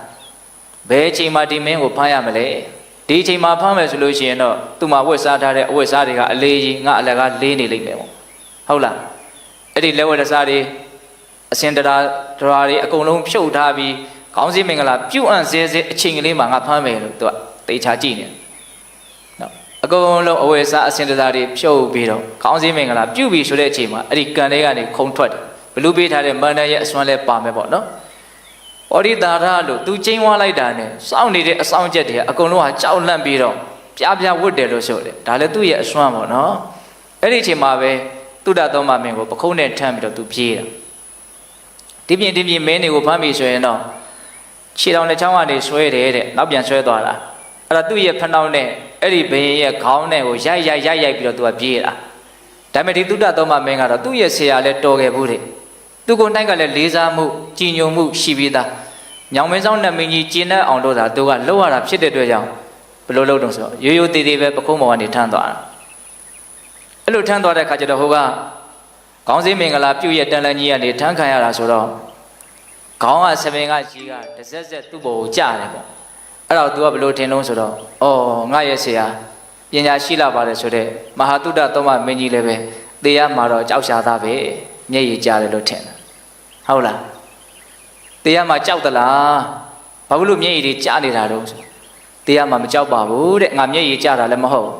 ဒါပေမဲ့ငါစိတ်မကောင်းတာတခုတော့ရှိတယ်မင်းငါ့ကိုအောက်ခဏချပါဦးပေးလို့တဲ့နေရာရောက်သွားပြီဆိုတော့ပြောကြတာပေါ့နော်အဲ့ဒါနဲ့အောက်ကိုခဏချတဲ့အခါကျတော့မင်းငါ့ကိုလွတ်ပါငါတေချာပေါက်ပြန်လာခဲ့မယ်ဘာဖြစ်လို့ငါပြန်ကျင်တာလဲဆိုတော့နန္ဒပုံနာကငါ့ကိုဟောပြမယ်ကတ္တပမြတ်စွာဘုရားရှင်ရဲ့ဂါထာ၄ပုဒ်ဆိုတာကိုငါနာဖို့အယံစိတ်အားထက်သန်နေတယ်အဲ့ဒါကိုငါနာဖို့နန်းတော်မှာလေတိတိကျကျချိန်ထားခဲ့တယ်ဒါကြောင့်မင်းငါ့ကိုလွတ်ပါငါတေချာပေါက်ပြန်လာခဲ့ပါမယ်ဆိုဩရိတာရကပြုံးတယ်ပေါ့နော်ကိုယ့်ကိုတတ်မဲ့နေရာကိုတေချာပေါက်ပြန်လာခဲ့မယ်ဆိုတာအဲ့ဒါဖြစ်နိုင်မှာမလားမယုံဘူးပေါ့နော်မင်းမြဲတဲ့ဒါဟာမဖြစ်နိုင်တဲ့ကိစ္စပဲကိုယ့်ကိုတတ်မယ်ဆိုတာကိုသိတဲ့နေရာမှာပြန်လာမယ်ဆိုတာဘယ်လိုလုပ်ပြီးတော့ဖြစ်နိုင်မှာမလို့မယုံဘူးဆိုတော့ဩရိတာရတဲ့တီလာရှိတဲ့ပုဂ္ဂိုလ်ဆိုတာဘယ်တော့မှလိန်ညာတယ်လို့မရှိဘူးလိန်ရတာတဲ့တေရတာကကောင်းသေးတယ်တဲ့တီလာရှိတဲ့လူတယောက်အတွက်အဲ့ဒီမှာဘုရားလောင်းကရဲရဲဝံ့သူ့ရဲ့နော်တစ္ဆာမှာတီးတဲ့သဘောကိုပြောပြတာပေါ့။ဘာပြောလို့ဆိုတော့ဒီလောကကြီးမှာနေတွေလတွေပြုတ်ကြရဤတဲ့ငါဘယ်တော့မှမှုသားမပြောဘူးတဲ့။ဟုတ်လား။မြစ်တွေအညာကိုဆမ်းပြီးတော့တက်သွားရဤငါဘယ်တော့မှမှုသားမပြောဘူးတဲ့။နော်စီးစင်းနေတဲ့မြစ်တွေအပေါ်ဆမ်းပြီးတော့တက်သွားခြင်းတက်သွားမယ်ငါဘယ်တော့မှလိန်ညာတဲ့စကားမပြောဘူးပေါ့နော်။ ဟောဒီကဘာမြေကြီးပြန်ပြီးတော့လှမ်းပြီးတော့မှောက်ချင်းမှောက်သွားလိမ့်မယ်တဲ့ငါဘယ်တော့မှမှုသားစကားမပြောဘူးတဲ့တော့မြင့်မို့တောင်ကြီးနေရာရွေ့ချင်းရွေ့သွားလိမ့်မယ်ငါဘယ်တော့မှမှုသားမပြောဘူးတဲ့မင်းငါနဲ့အတူတူနေခဲ့ဘူးတာငါဘယ်တော့မှလိန်ပြောတာကိုမင်းတွေ့ဖို့လေပေါ့နော်အဲ့လိုပြောတဲ့အခါကျတော့ပောဓိတာရကသူ့ရဲ့ဆရာကိုလေးစားမှုလည်းရှိတဲ့အခါကျတော့ပြန်လာမှတေချာရဲ့လားတေချာတယ်အဲ့လိုဆိုရင်မင်းကြီးကြိမ်မာတဲ့ကြိမ်မာကြိမ်ခိုင်းတာနော်အဲ့ဒီခေတ်ကကြိမ်တာကသူကဒီဓာတ်တို့တန်လျက်တို့လှမ်းတို့အဲ့ဒါကိုခိုင်းတွဲပြီးတော့ကြိမ်လို့ရှိရင်သူကဒါကြောက်စရာအကောင်းဆုံးကြိမ်တွဲမှုလို့ဆိုနိုင်တယ်ပေါ့အဲ့ဒါဘောတုဒ္ဒသောမကအဲ့ဒီဓာတ်ကိုခိုင်းပြီးတော့ကြိမ်တာသူပြန်လာခဲ့မယ်ပေါ့အဲ့ဒါဗောဓိတာရကဘယ်လိုစိတ်ကူးလဲဆိုတော့စိတ်ထဲမှာနည်းနည်းနူးညံ့မင်းကြီးကိုငါပြန်လွတ်မယ်သူ့စိတ်တွေးထဲမှာပြန်လာခြင်းလဲလာမလာခြင်းလဲနေပါစေတကယ်လို့ညောင်မင်းဆောင်တက်ကမကြည်နပ်ဘူးဆိုရင်ငါရဲ့လက်မောင်းသွေးကိုပဲဖောက်ပြီးတော့ငါတုဒ္ဒသောမမင်းရဲ့ကိုစားဆိုပြီးတော့ဒီလိုပဲပူဇော်လိုက်တော့မယ်မင်းကြီးစိတ်ဆင်းရဲတော့သူသိမကြည့်ခြင်းဒါပေမဲ့ပြန်လာခြင်းလဲလာပါစေမလာခြင်းလဲနေပါစေသူ့စိတ်ထဲမှာအဲ့ဒီတွေးရှိတယ်အဲ့တော့မင်းကြီးကိုပြန်လွတ်လိုက်တဲ့အခါကျတော့မင်းကြီးကနန်းတော်ကိုပြန်သွားတာပြန်တော့အပြင်ဘက်ကစစ်တပ်ကစောင့်နေတာရှိတယ်သူ့လူတွေစောင့်နေတာရှိတယ်နော်အဲ့ဒါမင်းကြီးကအဲ့ဒီအစောင့်နေနဲ့တိုင်းပြည်ပြန်ဝင်ပြီးတော့ဘာလုပ်လဲဆိုတော့နန္ဒပုံနာဟောတဲ့ဂါထာ၄ပုဒ်ကိုအဲ့ဒီမှာနာတာအဲ့ဒီဂါထာ၄ပုဒ်ကဟိုတုန်းကဦးဇင်းတို့လောက်နန်းသာသနာပြုရှင်တော်ဘုရားကြီးဥဒ္ဓမသာရနော်အမြဲတမ်းရွတ်ဖတ်တာရှိတယ်နော်1000တန်ဂါထာများ3,000တန်ဂါထာများနာမည်အမျိုးမျိုးတော့သူကတော့ရလာပေါ့လေအဲ့ဒီဂါထာ၄ပုဒ်ကကောင်းတာတော့လည်းပဲအမှန်ပဲမကောင်းမေးနေမလားလေဘုရားဟောထားတဲ့ဒေသနာတွေပဲဟုတ်လားအဲ့ဒီဂါထာ၄ပုဒ်ကိုနည်းနည်းလေးမှတ်ကြည့်မယ်နော်တကိန်ဒေဝမဟာရာဇတပ္ပိဟောတိတမဂမောသာနံသင်္ကတိပါဠိတိနာတပ္ပိဘဟုသင်္ကမောတဲ့ပထမဂါထာလေးကအဓိပ္ပာယ်ကဘာပြောတော့မဟာရာဇမင်းမြတ်တပ္ပိသူတော်ကောင်းတို့နဲ့တကိန်ဒေဝတစ်ကြိမ်သားလျင်ယောတမဂမောအကျင့်ပေါင်းဖော်ခြင်းသည်အဋ္ဌိရှိ၏သာသင်္ကတိထို့သို့ပေါင်းဖော်ခြင်းသည်နံထို့သို့ကိုပါဠိတိစောင့်ရှောက်၏အတ္တပိသူတော်မဟုတ်သူယုံမာတို့နှင့်ဘဟုကျိန်ဖန်များစွာယောသင်္ကမောအကျင့်ပေါင်းဖော်ခြင်းသည်နံထို့သို့ကိုနပါဠိတိမစောင့်ရှောက်တဲ့အဓိပ္ပာယ်ကဘာပြောတာတော့နော်သူတော်ကောင်းအနေနဲ့တစ်ကြိမ်လောက်ပေါင်းလိုက်ရခြင်းဟာအဲ့ဒီတစ်ကြိမ်လောက်ပေါင်းလိုက်ရတာကိုအကြောင်းပြုပြီးတော့အဲ့ဒီသူတော်ကောင်းတွေရဲ့စောင့်ရှောက်မှုအကျိုးကျေးဇူးပြုမှုဆိုတာကိုရတယ်နော်သူယုံမာတို့နဲ့ကြတော့အကြိမ်ပေါင်းယာချီပြီးတော့ပေါင်းရတင်းရတော့လည်းပဲအဲ့ဒီသူယုံမာကြောင့်ကောင်းကျိုးချမ်းသာရတယ်စောင့်ရှောက်တယ်ဆိုတာမရှိဘူးတဲ့သူတော်ကောင်းနဲ့သူယုံမာရဲ့တန်ဖိုးကိုပြောတာနော်ဒါကပထမဂါထာနည်းနည်းပဲဦးဇင်းတို့ရှင်းပြနိုင်မယ်ဟုတ်လားနောက်ထပ်ပြောစရာတွေအများကြီးရှိတယ်နော်နောက်ဒုတိယဂါထာကဘာပြောတော့တပ္ပိဒေဝသမာတိထတပ္ပိကုဗ္ဗေထတန်ထဝံတတံတရမမညာယတေယောဟောတိနပပိယောတဲ့ရာဇမင်းမြတ်တပ္ပိဒေဝသူတော်ကောင်းတို့နဲ့သာလင်သမာတိထပေါင်းဖော်ကုန်ရ၏တပ္ပိသူတော်ကောင်းတို့နဲ့တန်ထဝံပေါင်းဖော်ခြင်းကိုကုဗ္ဗေထပြုကုန်ရ၏တတံဖျားဆရှိသောပညာရှိတို့၏တတ္တမသူတော်ကောင်းတရားကိုအညာယသိ၍တေယောအထူးသဖြင့်မြတ်သည်ဟောတိဖြစ်၏ပါပိယောယုံညံ့သည်နာဟောတိမဖြစ်ရတဲ့အိဗေကဘာပြောတာတော့သူတော်ကောင်းတွေနဲ့ပေါင်းသူတော်ကောင်းတို့နဲ့ပေါင်းခြင်းကိုအကြောင်းပြုပြီးတော့တကယ်လို့သူတော်ကောင်းတရားကိုသာသိရမယ်ဆိုရင်အဲ့ဒါမြင့်မြတ်မှုသာနဲ့ဖြစ်နိုင်တယ်ယုံညံ့မှုအဖြစ်နိုင်ဘူးတဲ့တနည်းအားဖြင့်အမျက်ဖယ်ရမယ်အရှုံးဆိုတာဘယ်တော့မှမရှိဘူးတဲ့နော်သူတော်ကောင်းနဲ့ပေါင်းရမယ်သူတော်ကောင်းနဲ့ပေါင်းလို့ရှိရင်သူတော်ကောင်းတရားကိုသိရလိမ့်မယ်သူတော်ကောင်းတရားကိုသိရပြီဆိုရင်တော့ယုံညံ့မှုဆိုတာဘယ်တော့မှမရှိဘူးမြင့်မြတ်မှုသာနဲ့သိကြပါဦးဖြစ်လိမ့်မယ်လို့ပြောတာဒါကဒုတိယဂါထာပါနော်နောက်တတိယဂါထာပါပြောတော့ရှိရန်တိဝေရာဇရထသူစိတ်တာအထောတရိတံပိစရံဥပေတိတတင်စဓမ္မောနာစရံဥပေတိတန်တော်ဟဝေတပ္ပိပဝေတယံတိအဓိပ္ပာယ်ကဘာပြောတော့ရာဇမင်းမြတ်သူစိတ်တာကောင်းစွာစမ်းကြယ်ကုန်သောရာဇရထမင်းစီယထာတို့သည်ဝေစင်စစ်ဧကံအပြင်ဇီရန်တိရွှေမြေပျက်စီးကုန်၏အထောထုံမတပါတရိတံပိဒီခန္ဓာကိုယ်ကြီးတည်လိပြီစရံအိုခြင်းသို့ဥပိတိရောက်တတ်၏တတံသူတော်ကောင်းတို့၏ဓမ္မောစနိဗ္ဗာန်တိဟုသောတရားတွေကစရံအိုခြင်းသို့နဥပိတိမရောက်တန်တော်ဘုရားဆရှိသောသူတော်ကောင်းတို့သည်တပ်ပြီးနိဗ္ဗာန်တိဟုသောသူတော်ကောင်းတရားကိုဟဝေစင်စစ်ဧကံပဝေတယံတိချီးမွမ်းကြကုန်၏တဲ့နော်လောကကြီးမှာမင်းစည်းတဲ့ယထာတွေစမ်းစမ်းကြဲကြဲခက်ခဲချင်းရဲ့လှုပ်ထားတယ်ဒါပေမဲ့အဲ့ဓာတွေဟာတစ်ချိန်ကြတော့အိုမင်းဟောင်းတွန်းဆွေးမြေ့ပြီးတော့သုံးမရတဲ့အနေအထားကိုရောက်သွားတယ်ပေါ့အဲ့လိုပဲတတ္တဝါတွေရရှိနေကြတဲ့ခန္ဓာအသီးသီးဟာလည်းပဲတစတစနဲ့အိုမင်းယိုယွင်းပြီးတော့နောက်ဆုံးသုံးစားလို့မရတဲ့အနေအထားတွေရအောင်ပျက်စီးသွားလိမ့်မယ်ပေါ့ ဟောဒီလောကကြီးမှာအိုမင်းချင်းဆွေးမြေချင်းပျက်စီးခြင်းမရှိတဲ့နိဗ္ဗာန်ဆိုတဲ့သူတော်ကောင်းတရားဆိုတာရှိတယ်ပေါ့နော်အဲ့ဒီနိဗ္ဗာန်ဆိုတဲ့တရားကတော့ဘယ်တော့မှအိုတွေဟောင်းတယ်ဆိုတာမရှိဘူးတဲ့အဲ့ဒီသူတော်ကောင်းတရားတွေကိုဘုရားစရှိတဲ့သူတော်ကောင်းကြီးတွေဟာအလွန်တရာမှချီးမွမ်းကြတယ်တဲ့ဒါအကောင်းဆုံးပဲဆိုတာကိုသိတဲ့မြင်တဲ့နားလေတဲ့အတွက်ကြောင့်အဲ့ဒီသူတော်ကောင်းတရားကိုသူတော်ကောင်းတွေဟာချီးမွမ်းကြတယ်တဲ့ဒါကတတိယဂါထာပေါ့နော်နောက်၄ခုမြောက်ဂါထာကဘာပြောတော့နဗင်စတူတွေပထဝီစတူတွေပါရံသမုဒ္ဒတတတာဟုတူတွေတတောဟဝေဒုရတရံဝရံတိတတင်စဓမ္မောအတတင်စရာဇရာဇမင်းမြတ်နဗင်စကောင်းငင်တီလီဒူတွေမြေကြီးနဲ့ဝေးကွာလာကြ၏ပထဝီစမြေကြီးတီလီဒူတွေကောင်းငင်နဲ့ဝေးကွာလာကြ၏ကောင်းငင်ဟာမြေကြီးနဲ့အဝေးကြီးပဲအဲ့လိုပဲမြေကြီးကလည်းကောင်းငင်နဲ့အဝေးကြီးပဲတဲ့သမုဒ္ဒတာသမုဒ္ဒရာဤယံပါရအကျင့်တစ်ဖက်ကန်းသည်အဋ္ဌိရှိတံပါရထိုတစ်ဖက်ကန်းသည်ဒူတွေဝေးသည်ဟု၍အာဟုဆိုကြကုန်၏တတော်ထိုကောင်းငင်နဲ့မြေသမုဒ္ဒရာကန်းတစ်ဖက်နဲ့တစ်ဖက်ဝေးကွာသည်ထက်ဟဝေစင်စစ်ဧကံအဖြစ်တတံသူတော်ကောင်းတို့၏ဓမ္မောစာတရားသဘောသည်၎င်းအတတံသူတော်မဟုတ်သူယုံမာတို့၏ဓမ္မောစာတရားသဘောသည်၎င်းဒုရတရံအလွန်ဝေးလှ၏ဟု၍ဝရန္တိဆိုကြကုန်၏တဲ့နော်ကောင်းငင်နဲ့မြေကြီးဝေးတာထက်သမုဒ္ဒရာဟိုဘက်ကန်းနဲ့ဒီဘက်ကန်းဝေးတာထက်သူတော်ကောင်းတို့ရဲ့တရားနဲ့သူယုံမာတို့ရဲ့တရားဟာအဲ့ဒါထက်ပိုပြီးတော့ဝေးပါတယ်တဲ့ဘာမှမဆိုင်ဘူးပေါ့နော်လူငယ်တွေပြောတဲ့စကားနဲ့ပြောရင်တော့ဘာမှမဆိုင်ဘူးလို့ပဲပြောဖို့ရှိတယ်ပေါ့နော်သူတော်ကောင်းတရားနဲ့သူယုံမာတရားဆိုတာလောကမှာအဝေးကွာဆုံးအရာတို့ထက်ပိုပြီးတော့ဝေးကွာတယ်ဘာမှမဆိုင်ဘူးနော်အဲ့ဒါကဦးဇင်းတို့ဗာလဲ၄ခုမြောက်ဂါထာရဲ့အဓိပ္ပာယ်ပေါ့အဲ့ဒီဂါထာကလေးပုဒ်ကိုနန္ဒပုံနာကဟောတဲ့အခါကျတော့ဘုရားလောင်းကအဓိပ္ပာယ်ကိုအယံနားလေတဲ့အတွက်ကြောင့်စိတ်ထဲမှာအလွန်တရာမှနှစ်သက်တယ်ကျဉ်တ်တယ်ဒါကြောင့်မို့လို့သူ့စိတ်ထဲမှာဘလောက်ထိဒီပုံနာကိုပူဇော်ခြင်းလဲဆိုရင်ဒီတိုင်းပြည်ကြီးတစ်ခုလုံးကိုတောင်ပေးလိုက်ခြင်းတယ်တဲ့ဒီဂါထာလေးပုဒ်ကိုနားထောင်ရတော့ဒါပေမဲ့လို့လူတစ်ယောက်ရဲ့အင်္ဂါဝိဇ္ဇာရုပ်ရည်လက္ခဏာအခြေအနေကိုကြည့်တတ်တယ်ပေါ့ဘုရားလောင်းကကြည့်လိုက်တဲ့အခါကျတော့ဒီတိုင်းပြည်ကိုအုပ်ချုပ်နိုင်တဲ့စွမ်းရည်တက်တဲ့ဒီနေရာဖြင့်ရှင်ပင်ဖြစ်နိုင်တဲ့ဘုံကံဒီပုံနာမှာမပါဘူးတကယ်လို့သာစွမ်းရည်တက်တဲ့ထက်မြက်တဲ့ဘုံကံပါတဲ့ပုဂ္ဂိုလ်သာဖြစ်မှဆိုရင်သူတိုင်းပြည်ကိုပေးလိုက်မယ်ပေါ့ဘုံကံမရှိတဲ့အတွက်ကြောင့်သူမပေးဘူး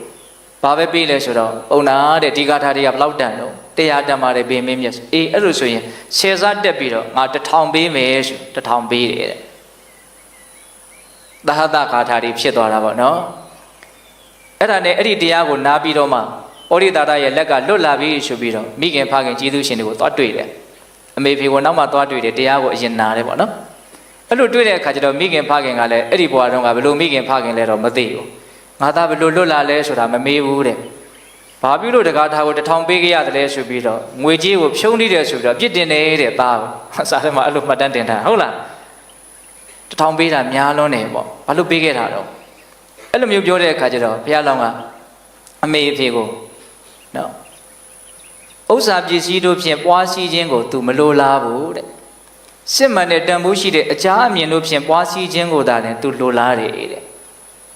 မှန်ကန်တဲ့အသိဉာဏ်ပညာကိုပဲ तू ရခြင်းတယ်ပေါ့ဥစ္စာပစ္စည်းကိုတဲ့အသိဉာဏ်ပညာကိုအများကြီးတန်ဖိုးထားတယ်ပေါ့နော်ဆိုလိုတာကအဲ့ဒါကို तू ကဥမာလေးနဲ့ပြောတာ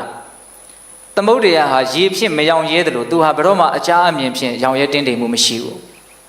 တိတင်တိတိုင်းတိစရာကောင်းတဲ့အရာတွေကိုတိတာတိနေရမယ်ဆိုရင်ဘယ်တော့မှအားရကျင်တတ်တယ်လို့မရှိဘူးတိပဲတိကျင်နေတယ်အဲ့ဒီလိုမျိုးဦးဇင်းတို့ပညာကိုစာလောင်မှုသိတဲ့စိတ်ရှိရမှာနော်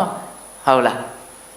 းမိဟာထင်းဖြင့်မယောင်ရဲတယ်လို့ဘယ်တော့မှသူဟာအကြာအမြင်ဖြင့်ရောင်ရဲတယ်ဆိုတာမရှိဘူးတဲ့ဒါကြောင့်ပိဿပေါင်းသူတော်ကောင်းတို့ဘုရားလောင်းရဲ့စိတ်ထားလေးတွေကိုသဘောပေါက်ဖို့လိုတာပေါ့နော်သမုဒ္ဒရာဟာရေဖြင့်မယောင်ရဲတယ်လို့မိဟာထင်းဖြင့်မယောင်ရဲတယ်လို့သူဟာဘယ်တော့မှအကြာအမြင်ဖြင့်ရောင်ရဲတင်းနေနေဆိုတာမရှိဘူးလို့အဲ့လိုပြောတာအဲ့ဒါနဲ့သူကမိဘတွေမမျှော်လင့်တဲ့သူရဲ့မိဖုရားတွေသားတွေသမီးတွေမမျှော်လင့်တဲ့စကားသူပြောတယ်အဲ့ဒါဘာလဲဆိုတော့ငါအခုငါရဲ့ကိစ္စပြီးတဲ့အတွက်ကြောင့်ငါသူပောဓိတာရတွေကိုငါပြန်သွားလိမ့်မယ်တဲ့ပြန်လာခဲ့မယ်လို့သူပြောရတာလေဟုတ်လားအဲ့လိုပြောတဲ့အခါကျတော့အကုန်လုံးကသူတို့နားကိုသူတို့မယုံနိုင်ဘူးဟာဘာလို့ပြန်သွားမှာတော့ဒီတခိုးတီကိုဘာလို့ပြန်သွားမှာတော့ပေါ့နော်အားလုံးသောစစ်တပ်နဲ့ဝိုင်းပြီးတော့ဒီကောင်ကိုအရှင်ဖမ်းမယ်ပေါ့ဒီလိုပဲပြောကြရမှာပေါ့နော်တကယ်ကိုသူတို့နေရာမှာဆိုရင်လည်းအဲ့လိုလုပ်ဖို့ပဲစဉ်းစားမှာပေါ့အဲ့တော့ဘုရားလောင်းကဘယ်လိုစဉ်းစားလဲဆိုတော့သူကတကယ်လို့ငါ့ကိုတတ်မယ်ဆိုရင်တတ်လို့ရတဲ့အနေအထားမျိုးကနေငါ့ကိုပြန်ပြီးတော့လွှတ်လိုက်တာတဲ့တကယ်ဆိုလို့ရှိရင် तू ဟာငါ့ရဲ့ကျေးဇူးရှင်ဖြစ်နေပြီ ဒါကြောင့်ကျေးဇူးရှင်ကိုငါဘယ်လိုနည်းနဲ့မှပြန်ပြီးတော့ပြင်မလို့မရဘူးတဲ့ဟောအဲ့လိုပြောတယ်အဲ့ဒါကတော့တွေးကြတော့မျိုးမျိုးရှိတာပေါ့ဦးဇင်းကဒါလေးကိုတွေးနေဒါကတော့နည်းနည်းတော့တွေးကြတော့ရှိတယ်ပေါ့နော်သူဖမ်းသွားတဲ့ကိစ္စကိုသူ့ကိုကျေးဇူးရှင်လို့သတ်မှတ်ဖို့ကတော့တိတ်တော့မလွယ်ဘူးလို့ဦးဇင်းကတော့တွေးကြည့်တာပေါ့ဟုတ်လားသူဖမ်းလို့သူ့လက်ကသူပြန်လှုပ်လိုက်တာသူဖမ်းပြီးတော့သူပြန်လှုပ်တာကိုသူ့ကိုကျေးဇူးရှင်လို့ပြောဖို့တော့နည်းနည်းတော့ဒါကတော့ကိုယ့်ကိုတွေးကြည့်တာပေါ့နော်အဲ့မှာနောက်ပြောတာကိုဦးဇင်းကသဘောကျတယ်မစိုးရိမ်ညာနဲ့တဲ့ငါမှပြုတ်ထားတဲ့ကောင်းမှုတွေရှိတယ်တဲ့အ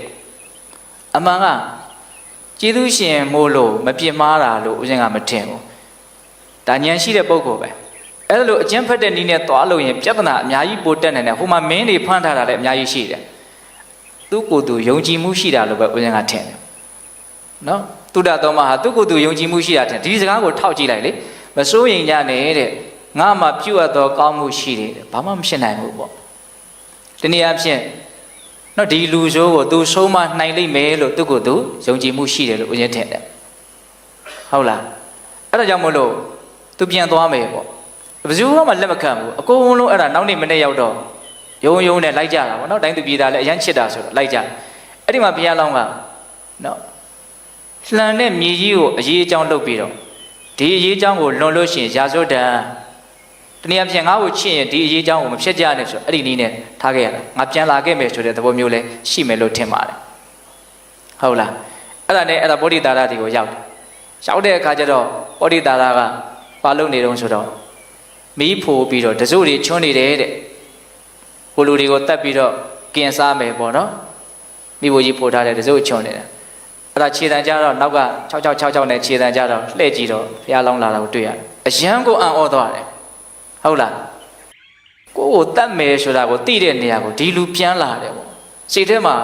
ဦးစင်းထင်ပါတယ်ပုရိသတာနည်းနည်းတော့ကြောက်သွားမယ်လို့ထင်တယ်ဟုတ်လားမကြောက်တဲ့လူကိုတွေ့လို့ရှိရင်ကြောက်တတ်တဲ့သဘောရှိရနော်ဟုတ်လားအဲ့ဒါနဲ့ပုရိသတာကဒီရှင်မင်းပြန်လာတယ်နော်ပြန်လာတယ်ဆိုတော့ဘုရားလောင်းကကိုင်းငါရောက်ပြီမင်းငါ့ကိုတတ်ပြီးတော့မင်းရဲ့ညောင်မေဆောင်တက်ကြီးကိုပူဇော်မယ်ဆိုရင်လည်းပူဇော်လိုက်ဒါမှမင်းကိုယ်တိုင်စားမယ်ဆိုရင်လည်းစားလိုက်ပူဇော်ခြင်းလည်းပူဇော်စားခြင်းလည်းစားကြိုက်တယ်လို့ကြိုက်တယ်လို့လို့ခွင့်ပြုလိုက်တယ်အဲ့ဒီလိုခွင့်ပြုလိုက်တော့သူကဘာစိတ်ဝင်စားတော့ဆိုတော့ဘာကြောင့်မကြောက်တာလဲဆိုတာကိုသူအကြီးကျယ်စိတ်ဝင်စားတယ်စဉ်းစားနော်အဲ့ဒါဘာလို့မကြောက်တာလဲလို့သူတွေးတဲ့အခါကျတော့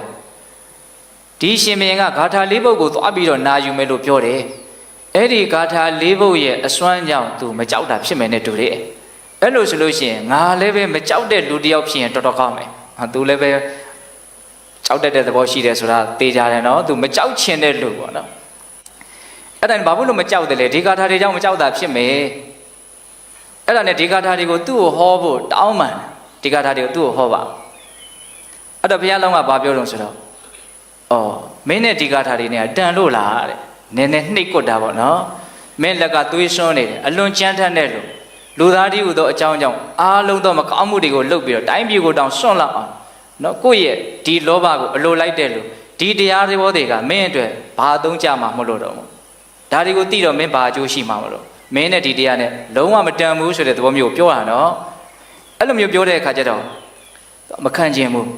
မင်းကြီးတဲ့တချို့ရှင်မင်းတွေလည်းပဲသမင်တွေတတ်ဖို့အတွက်တောထဲကိုဝင်ကြတာရှိရပဲတဲ့နော်ဘာထုလဲပေါ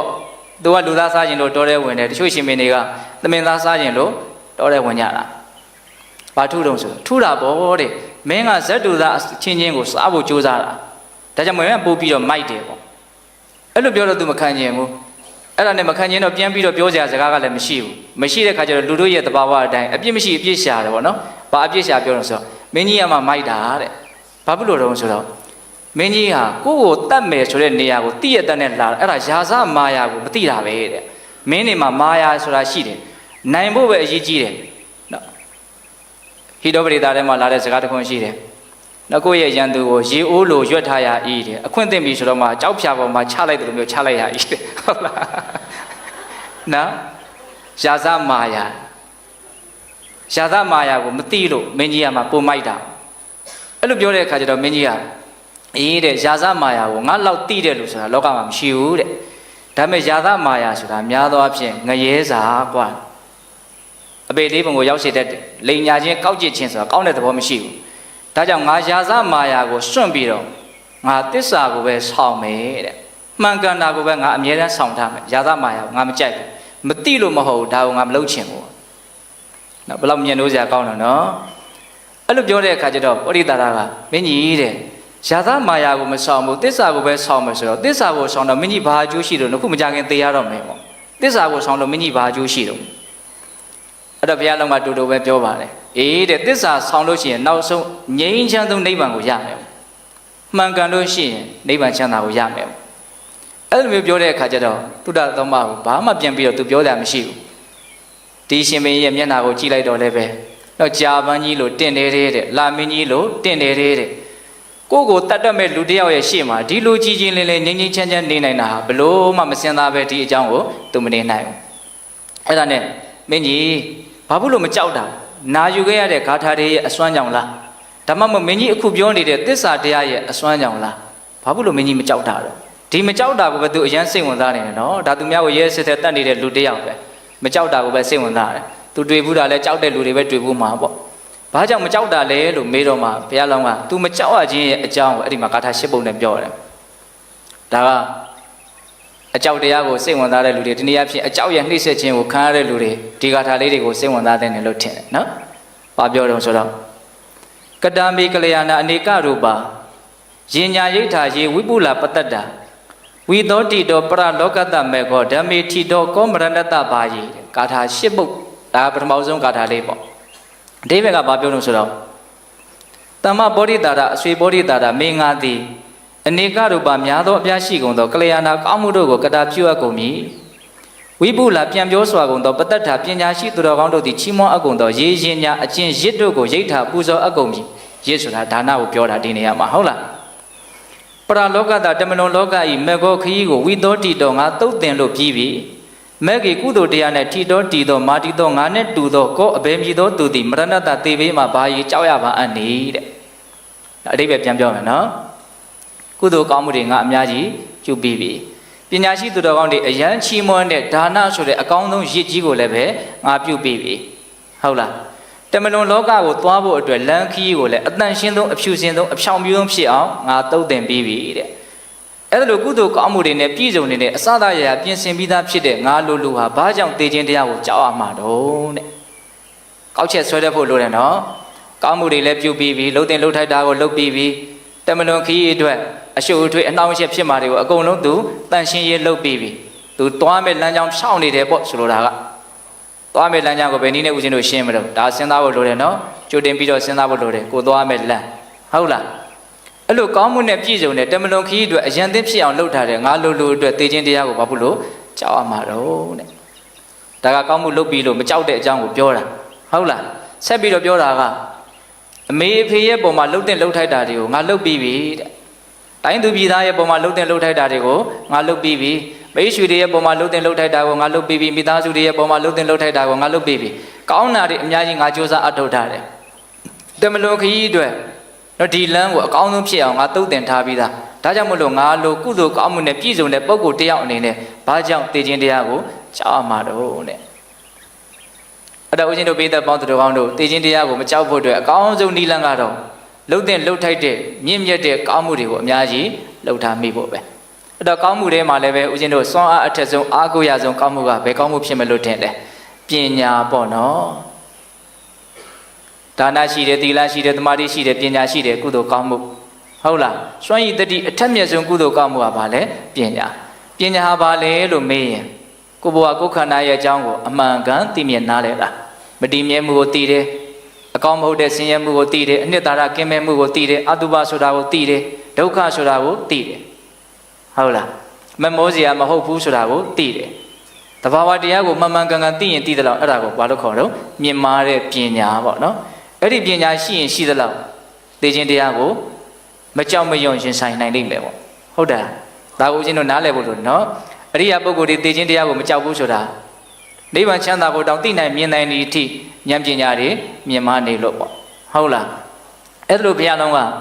နောက်ဂါထာ၈ပုဒ်နဲ့သိခြင်းတရားကိုသူဘာဖြစ်လို့မကြောက်ရတာလဲဆိုတာကိုပြောပြတာဒါလေးကမှတ်သားစရာတော့အရင်ကောင်းပါတယ်ဟုတ်လားကု ကုသိုလ်ကောင်းမှုတွေကိုပြုထားတယ်တမလွန်ခီးကိုအကောင်းဆုံးအစဉ်ပြေဆုံးဖြစ်အောင်သူတုတ်တင်ထားတယ်ဒါကြောင့်တေခြင်းတရားကိုသူ့လိုလိုဟာကြောက်เสียအကြောင်းမရှိဘူးပေါ့အဲ့လိုမျိုးလေးပြောလိုက်ရောပောဓိတာရကဟာဒါသူတော်ကောင်းကြီးပ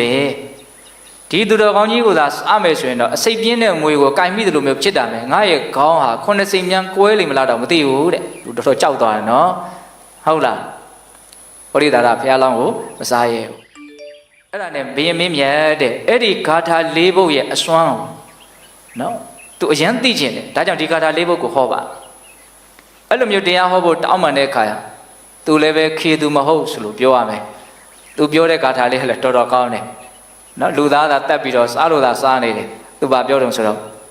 ့သုတ်တဝါဓမ္မဝိဇာဏတိနရာကလျာဏပါပကံအပိဂါထာသူနိတဝါနဓမ္မေမေရမတောမနေရမတိမနောအဓိပ္ပာယ်ဘာပြောလို့ဆိုတော့သမ္မာတုဒ္ဒသောမှာအဆွေတုဒ္ဒသောမှာနရာလူတို့သည်ဓမ္မတရားကိုသုတ်တဝါကြားနာကုန်ပြီးကလျာဏပါပကံကောင်းသည်မကောင်းသည်ကိုဝိဇာဏတိသိကြရကုန်၏လူတွေဆိုတာသူတော်ကောင်းတရားကိုနာရမှကြားရမှဒါကကောင်းတယ်ဒါကမကောင်းဘူးဆိုတာကိုခွဲခြမ်းပြီးတော့သိကြတာပါတဲ့။ကဲဘယ်လောက်ကောင်းတော့နော်သူပြောတဲ့စကားတရားကိုနားထောင်ရမှသာလေလူတွေဟာအကောင်းအဆိုးကိုခွဲခြမ်းပြီးတော့သိနိုင်ကြတာ။ဟုတ်တယ်အကောင်းအဆိုးကိုခွဲပြီးတော့သိဖို့ဟာအရေးကြီးဆုံးပဲလေ။အဆိုးကိုပြစ်ပြီးတော့အကောင်းကိုဖက်တွယ်ဖို့ဆိုတာကအစကနဦးဒါကကောင်းတယ်ဒါကဆိုးတယ်ဆိုတာတော့မှမသိသေးဘူးဆိုရင်ဘယ်လိုလုပ်ဖြစ်နိုင်မလို့ဟုတ်တယ်မဟုတ်လား။ဒါကြောင့်လူတယောက်ဆိုးတာကိုပြစ်ပြီးတော့ကောင်းတာကိုဖက်တွယ်နိုင်ဖို့ဆိုတာကအစကနဦးပါရှိဖို့လို့တော့အကောင်းအဆိုးကိုအရင်ခွဲခြမ်းပြီးတော့နားလည်ဖို့လိုတယ်။ तू ကဒါပြောတာနော်။လူတွေဆိုတာသူတော်ကောင်းတရားကိုနားထောင်ရမှအကောင်းအဆိုးဆိုတာကိုသိနိုင်ကြတာတဲ့။ဂါထာတို့ကိုသူနှိတ်တဝါနာနာရသောကြောင့်မေငါဤမနောစိတ်တည်ဓမ္မေသူတော်ကောင်းတရား၌အပိရမတိမွေလျော်ဘာညာအံလည်းမသိဟောဆိုလိုတာကဒီဂါထာတွေကိုနားလိုက်ရင်သူ့ရဲ့စိတ်ဟာလည်းသူတော်ကောင်းတရားမှာသိပြီးတော့မွေလျော်သွားလိမ့်မလားသူလည်းလူကောင်းတယောက်ဖြစ်သွားမလားမသိဘူးတဲ့ဒါကြောင့်ဒီတရားကိုဟောပါလို့ပြောတာနော်တရားတော်တော်ကောင်းတယ်လို့ပြောရမှာနော်သူတော်ကောင်းတရားကိုနာရလို့တာနဲ့လူတွေဟာကောင်းတာဆိုတာကိုခွဲပြီးတော့သိနိုင်တာသူလည်းပဲဒီတရားကိုနားလို့ရှင်လူကောင်းတယောက်ဖြစ်သွားလိမ့်မလားမသိသူတော်ကောင်းတရားကိုစိတ်ဝင်စားသွားလိမ့်မလားမသိဒါကြောင့်မလို့ဒီတရားကိုဟောပါလို့ပြောတာဟုတ်လားအဲ့ဒီလိုပြောတော့မှဘုရားလောင်းကခုနတုန်းကဂါထာ၄ပုဒ်ကိုပြန်ပြီးတော့ဟောတယ်အဲ့ဒီဂါထာကိုပြန်ပြီးတော့မပြောတော့ဘူးနော်ပထမဂါထာကဘာပြောတော့သူတော်ကောင်းတွေနဲ့ပေါင်းရခြင်းဟာတစ်ချိန်ပေါင်းရခြင်းဟာစောင့်ရှောက်နိုင်တယ်သူယုံမာတွေနဲ့ပေါင်းရတာတော့အချိန်တရားလောက်ပေါင်းလဲမစောင့်ရှောက်နိုင်ဘူးဒါကြောင့်သူတော်ကောင်းကိုပေါင်းရမယ်သူတော်ကောင်းတရားနဲ့ပေါင်းသူတော်ကောင်းနဲ့ပေါင်းရင်သူတော်ကောင်းတရားကိုသိနိုင်တယ်အဲ့ဒါဆိုလို့ရှိရင်မြင့်မြတ်မှုသာလည်းဖြစ်နိုင်တယ်ယုံညံ့မှုမဖြစ်နိုင်ဘူးလောကကြီးမှာအရာအလုံးဟာအိုမင်းဆွေးမြေ့သွားကြတယ်နိဗ္ဗာန်ဆိုတဲ့သူတော်ကောင်းတရားကတော့ဘယ်တော့မှအိုတယ်ဆွေးမြေ့တယ်ဆိုတာမရှိဘူးဒါကြောင့်သူတော်ကောင်းတွေဟာသူတော်ကောင်းတရားကိုပဲအထက်ထက်ချီးမွမ်းကြတယ်မြေကြီးနဲ့ကောင်းကင်ဝေးတာထက်သမုဒ္ဒရာဟိုဘက်ကန်းနဲ့ဒီဘက်ကန်းဝေးတာထက်နော်မသူတော်တရားနဲ့သူတော်ကောင်းတို့ရဲ့တရားအစာပေါင်းများစွာပို့ပြီးတော့ဝေးกว่าတယ်အဝေးဆုံးတရားတွေပေါ့နော်ဂါထာ၄ပုဒ်ရဲ့အဓိပ္ပာယ်အချင်းချုပ်ပြီးတော့ပြောတာဟုတ်လားအဲ့လိုမျိုးဘုရားလောင်းကဂါထာ၄ပုဒ်ကိုဟောလိုက်တဲ့အခါကျတော့ပောဓိတာရကဘုရားလောင်းကိုသူ့ဖခင်လိုကိုထင်သွားတယ်တဲ့နော်သူ့အဖေလိုကိုထင်သွားတယ်ဒါဘုရားလောင်းရဲ့မေတ္တာဓာတ်လည်းအများကြီးပါမှာပေါ့နော်အဲ့ဒါသူစဉ်းစားတယ်အလွန်ကောင်းတာပဲပေါ့စဉ်းစားမှာပေါ့ဟုတ်တယ်သူကသူယုံမှာတယောက်ကြောင့်သူတောထဲမှာဒုက္ခရောက်ရတာရတ္တကဒီဟူသောသူယုံမှာနဲ့ပေါင်းပြီးလို့သူဒုက္ခရောက်ရတာတကယ်တမ်းကဟုတ်လားဒီခံစားချက်သူ့မှာအများကြီးရှိတယ်ပြီးရင်အဲ့ဒါသူထပ်ပြီးတော့ပြောမှာလောလောဆယ်သူကဘယ်လိုစဉ်းစားလဲဆိုတော့မှန်လိုက်တာဒီဟာတွေကဟုတ်လိုက်တာကောင်းလိုက်တာဒါကြောင့်မလို့ဒီကောင်းမြတ်လာတဲ့တရားကိုငါဘာနဲ့ပူဇော်မလို့ဘာမှသူ့မှာပူဇော်ကြမရှိဘူးနော်ရွှေလည်းမရှိဘူးငွေလည်းမရှိဘူးဝတ္ထုပစ္စည်းလည်းဘာမှမရှိဘူးအဲ့တော့သူစဉ်းစားတယ်အဲ့လိုဆိုရင်ငါမှပူဇော်ကြဘာရှိတော့အဲ့လိုဆိုလို့ရှိရင်ငါဆုပေးမယ်တဲ့ဟောမနေ့တုန်းကတရားမင်းကကြည်ညိုတော့အဂတိယတိကိုမပေးတာဆုပေးတာနော်အခုလည်းပဲပောဓိတာရကဘုရားလောင်းကိုဆုပေးမယ်တဲ့မင်းကြီးတဲ့ဂါထာ၄ပုဒ်ဆိုတော့ကျွန်တော်မျိုးကြီးဆု၄ဆုပေးမယ်မင်းကြီးကြိုက်တာတောင်းတဲ့အဲ့လိုဆုပေးတော့ဘုရားလောင်းကဘာပြောတော့ဆိုတော့မင်းတို့လူမိုက်တယောက်ကငါ့ကိုဆုပေးမယ်ဆိုတော့တဲ့ဟုတ်လား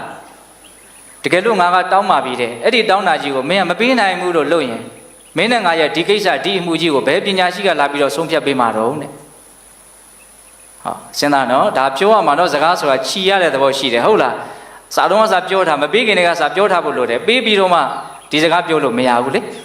အဲ့တော့မင်းကြီးကငါဆုမတောင်းကျင်ဘူးပေါ့တကယ်လို့ငါတောင်းခဲ့မယ်ဆိုရင်မင်းကမပေးဘူးဆိုရင်မင်းနဲ့ငါရဲ့ဒီပြဿနာကိုဘယ်သူကလာရှင်းပေးမလို့မင်းလူရဲ့တန်တာမှာတစ္ဆာတို့ဂရိတို့ဆိုတာရှိဖို့လည်းပဲငါမထင်ဘူးပေါ့မင်းကငါ့ကိုဆုပေးတယ်တော့ပေးတော့ကပေးပြီးတော့ငါတောင်းပြီဆိုတော့မှမင်းကမပေးနိုင်ဘူးလို့ဘယ်နဲ့လောက်မလို့ပေါ့ခိုင်းမအောင်ပြောတာနော်အဲ့လိုပြောတဲ့အခါကျတော့ဗောဓိတာရကသူ့မာနကိုနည်းနည်းတော့ထိသွားမှာပေါ့နော်အဲ့တော့ဘာပြောလဲဆိုမင်းကြီးတဲ့အသက်သေးခြင်းသေးပါစေတဲ့မင်းကြီးသာလိုချင်တယ်ဆိုရင်အသက်စွန့်ပြီးတော့အဲ့ဒီဆုလေးစုကိုသူပေးမယ်တဲ့ကြိုက်တာကိုတောင်း၄မျိုးတောင်းအဲ့လိုမျိုးဆုတောင်းတခိုင်းတဲ့ခါကျတော့ဘုရားလောင်းကစဉ်းစားတယ်ဗောဓိတာရတော်တော်ကိုရဲရင့်နေပြီပေါ့အဲ့တေချာပေါက်ငါတောင်းတဲ့ဆုကိုသူပေးနိုင်လိမ့်မယ်တပည့်ဆုကိုတောင်းကျင်လို့ဆိုတော့လူသားကိုစွန့်မှာဆိုတဲ့ဆုကိုတောင်းကျင်တာဒါပေမဲ့အဲ့ဒီဆုကိုအရင်တောင်းလို့ရှိရင် तू အလွန်ကြိုက်တဲ့ဒီလူသားဟုတ်လားဒီလူသားကိုကြိုက်လွန်းလို့မိသားစုကိုရောတိုင်းပြည်ရောစီးသိမ်ရောပြောရရင်ဘဝကိုပါ तू စွန့်ပြီးတော့လာခဲ့တာတော့မစွန့်နိုင်ဘူးလားစွန့်နိုင်တော့ဒါကိုဘုရားလောင်းကအရင်စပြီးတော့မတောင်းဘူးပင်မမှာဆိုလို့ဘာကိုရင်စပြီးတော့တောင်းတော့ဆိုတော့နောင်နှစ်ပေါင်း100မင်းကိုချမ်းချမ်းသာသာရှိနေတာကိုငါမြင်မရစေတဲ့ဒါကအလွန်လိမ်မာတဲ့ဆိုတော့မယ်ပေါ်လိုက်ပြီးတော့ပြောရရင်ငါ့ကိုမတတ်နဲ့လို့ပြောတာဟုတ်တယ်မဟုတ်လားစဉ်းစားနော်သူသေးလို့ရှိရင်မြင်ရပါမလားဘယ်လိုလုပ်မြင်ရပါမလို့နော်နောက်နှစ်ပေါင်း100တီတီမင်းကိုငါချမ်းချမ်းသာသာရှိနေတာကိုမြင်မရစေရုပ်တရက်ကြည့်ရင်တော့သူ့ပေါ်မှာအကျိုးလိုလားတယ်လို့လည်းပဲထင်စရာတော့ရှိတယ်ဒါလည်းပါတော့ပါတာပေါ့နော်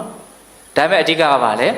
သူ့ကိုတတ်မတတ်ဖို့ပြောတာနောက်ဒုတိယဆုကပါလဲဆိုတော့ဖမ်းထားတဲ့ရှင်မင်းတွေကိုပြန်ပြီးတော့လွှတ်ရမယ်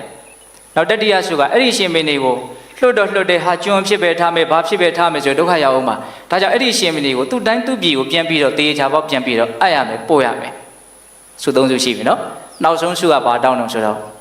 လူသားကိုမစားဘူးဆိုတဲ့ဆုကိုတောင်းတယ်အဲ့ဒီဆုကိုလည်းတောင်းလိုက်ရောပောဓိတာရကရေတယ်တဲ့ဘယ်လို့မှဒီဆုကိုမပေးနိုင်ဘူးတဲ့ဟောလာပြီနော်ဒီပြဿနာတွေ့မှာဆိုလို့ဘုရားလုံးကစောတဲ့စကားချီထားတာဟုတ်လားမပေးနိုင်ဘူးတဲ့ဒီဆုအဲ့လိုပြောတဲ့အခါကျတော့ဘုရားလောင်းကဟာပောဓိတာရမင်းကစကားကိုနှစ်ခွပြောတဲ့လူလားစောတော်တုန်းကတည်းမင်းကငါပြောတယ်မင်းနဲ့ငါနဲ့ဒီပြဿနာတက်လာရင်ဘယ်ပညာရှိကလာရှင်းပေးမလို့ငါပြောထားတယ်အဲ့ဒီတုန်းကမင်းပေးပါမယ်လို့ပြောတော့အခုမပေးဘူးလို့လုပ်တယ်မင်းကစကားနှစ်ခွရှိတယ်လို့ပဲအဲ့မင်းကြီးတဲ့ဒီလူသားတည်းဟူသောအကြောင်းကြောင့်သူအားလုံးကိုစွန့်ခဲ့ရတယ်ဒါကိုဘလောက်မြတ်နိုးတယ်ဆိုတာမင်းကြီးသိတယ်ဒါကြောင့်မပေးပါရစေနဲ့အဲ့လိုပြောတဲ့အခါကျတော့ဘုရားလောင်းကမင်းဟာဂရိမတီးတဲ့လူပဲနော်မင်းဟာသစ္စာမရှိတဲ့လူပဲပေါ့အဲ့ဒါကြောင့်မလို့မင်းရဲ့အနေအထားအလွန်ရှက်စရာကောင်းတဲ့အနေအထားဖြစ်တယ်ဒီစုကိုငါရခြင်းတယ်အဲ့လိုပြောတဲ့အခါကျတော့ပောဓိတာရကငိုတယ်တဲ့ရှေ့မှာငိုတာမြေချပြီးတော့ငါကလည်းစုကိုပေးမယ်လို့ပြောခဲ့ပြီးသားဖြစ်နေတယ်ပေါ့မင်းကြီးကလည်းပဲဒီစုမှာတော့တခြားစုကိုယူမှာမဟုတ်ဘူးဆိုတာလည်းငါသိတယ်ငါကလည်းဘလို့မှလူသားကိုမစွန့်နိုင်ဘူးဆိုတာငါသိတယ်အဲ့ဒီတော့သူ့မှာအဖြေမရှိဘူးထွက်ပေါက်မရှိဘူးအဲ့တော့သူပါလဲဆိုတော့မျက်ရည်ပဲကျလာတယ်အဲ့ဒီအချိန်မှာဘုရားလောင်းကသူ့ကိုတရားဟောတယ်အဲ့ဒီဟောတဲ့တရားလေးကလည်းတော်တော်ကောင်းပါတယ်ဘာပြောတော့ဆိုတော့စဇီဒနာအင်္ဂဝရတဟေတုအင်္ဂစဇီဇီဝိတံရခမနောအင်္ဂတနံဇီဝိတင်္စာပိတ္တဗံစဇီနရောဓမ္မမနုဿရံတော်တဲ့အဓိပ္ပာယ်ကပေတရုကြားဖို့ပြီးသားလေးပါပန္တိတော်ပညာရှိသောယောနတော်အကျဉ်သူသည်အင်္ဂဝရတမြတ်သောအင်္ဂါ၏ဟေတုအကြောင်းကြောင့်ဒဏ္ဍဥစ္စာကိုစဇီစွန့်ရ၏လက်ဖြည့်ရမယ်သို့မဟုတ်ခြေထောက်ဖြည့်ရမယ်အင်္ဂါခြေလက်တစ်ခုခုပျက်စီးမယ်ဆိုလို့ရှိရင်ပစ္စည်းဥစ္စာကိုစွန့်လို့မပျက်စီးဘူးဆိုရင်ပစ္စည်းကိုစွန့်လိုက်တယ်ဆိုလိုတာကအင်္ဂါခြေလက်နဲ့ပစ္စည်းနဲ့ထိတ်တိုက်တွေ့လာရင်အင်္ဂါခြေလက်ကိုမစွန့်နဲ့ပစ္စည်းကိုစွန့်လို့ပြောတာနော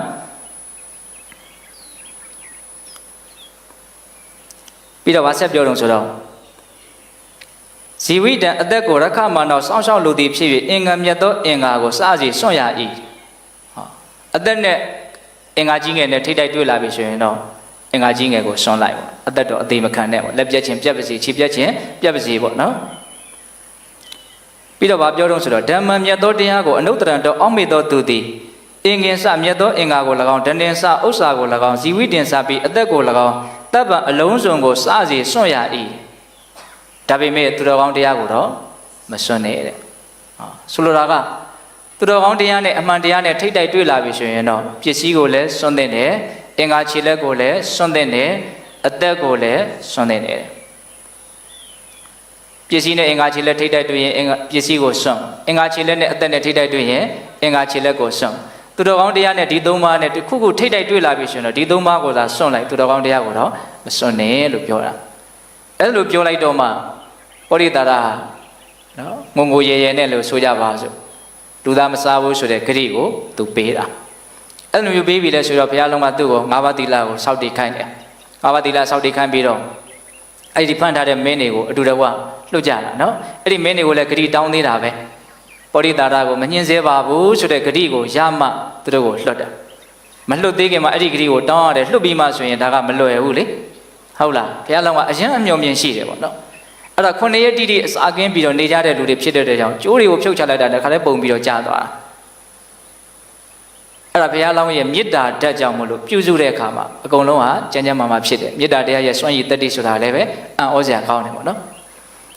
အဲ့လိုမျိုးအကုန်လုံးအစဉ်ပြေကြပြီဆိုတော့မှပောရိတာရကိုဘုရားလောင်းကတိုင်းပြည်ကိုပြန်ဖို့ပြောတာမင်းတိုင်းပြည်ကိုပြန်အဲ့လိုပြန်လို့ပြောတဲ့ခါကျသူအရန်သနာတရားကောင်းတယ်မင်းကြီးတဲ့သူတိုင်းပြည်ပြန်ကြမရှိဘူးပေါ့သူတိုင်းပြည်ပြန်မယ်ဆိုလို့ရှိရင်လည်းဒါငါအဖေကိုတတ်စားတယ်လို့ငါအမေကိုတတ်စားတယ်လို့ဆိုအကုန်လုံးကတော့ခဲတလုံးစီနဲ့ထုတာနဲ့သူသေးရမှာပေါ့ဒါကြောင့်သူ့မှာတိုင်းပြည်ဆိုတာမရှိပါဘူးသူပြန်လို့မရဘူးမင်းကြီးတို့သာပြန်ကြတော့ပေါ့သူများတက်ကိုလည်းတက်လို့မရဘူးဆိုတော့ဒီတော့ထဲမှာသူ့ကိုမင်းကြီးတို့နောက်ကိုမြင်ရမှာမဟုတ်တော့ဘူးတဲ့ထို့လို့ကသူခဏလေးနဲ့သေသွားလိမ့်မယ်လို့သူ့ကိုသူယုံကြည်ထားတာတိုင်းပြည်ကိုသူဘယ်လိုမှမပြန်ရဲဘူးမဟုတ်တာလည်းသူမလုပ်ဘူးတရားမှတီးသွားပြီဆိုတော့မဟုတ်တာမလုပ်ရင်လည်းသူတော်ထဲမှာအသက်ရှင်စရာအကြောင်းမရှိဘူးဒီစကားမျိုးပြောတာပေါ့နော်အဲ့ဒီလိုပြောတဲ့ခါကျတော့ဘုရားလောင်းကဘလို့မှသူ့ကိုခေါ်လို့မရတဲ့ခါကျတော့ဘုရားလောင်းကအရန်လိမ်မာကျွမ်းကျင်တယ်ဘာလို့လဲဆိုတော့သူ့ကိုစိတ်လဲလာအောင်စီးစိမ်နဲ့ဖြားယောင်းနေတဲ့နော်မင်းရဲ့တစ်ချိန်လုံးကတိုင်းပြည်ကြီးကဘလောက်စီပင်ဝါပြောခဲ့တာနောက်သားတွေသမီးတွေမိဖုရားတွေထိနှံစီးစိမ်အကုန်လုံးကိုတစ်ခုစီမမောစရာကောင်းပြောတာလွမ်းစရာကောင်းပြောတာပေါ့နော်အဲ့လိုပြောတဲ့အခါကျတော့မှတိုင်းပြည်ကိုလိုက်မယ်လို့ဝန်ခံတာဝန်ခံတော့အကုန်လုံးသွားကြတာပေါ့အဲ့လိုသွားတဲ့အချိန်မှာပောရိတာရစိတ်ထဲမှာဘယ်လိုခံစားရမလို့ငါရတကနဲ့ပေါင်းလို့ဒီဒုက္ခတွေကြုံခဲ့ရတာအခုဒီသူတော်ကောင်းရှင်ပင်နဲ့ပေါင်းတော့လည်းပဲထိနှံစည်းစိမ်ကိုပြန်ရတော့မှာဟုတ်လားအဲ့တော့သူစိတ်ထဲမှာမေယုံမာနဲ့မိကောင်းဆွေကောင်းရဲ့တန်ဖိုးကိုသူအများကြီးစဉ်းစားမိတယ်သူလည်းပဲခက်ညံ့ညံ့လူတယောက်မဟုတ်ဘူးနော်အဲ့ဒါသူကဘယ်လိုစဉ်းစားမိလဲဆိုတော့ရုံမာတဲ့ပုံကိုယ်တွေနဲ့ပေါင်းရသင်ရတာဟာလာစုဘက်ခမှာထွက်တဲ့လလို့တနေ့တခြားဆုပ်ယုပ်သွားဖို့ပဲရှိတယ်တဲ့သူ့ဘဝပျက်စီးခဲ့တာပဲလေဟုတ်လား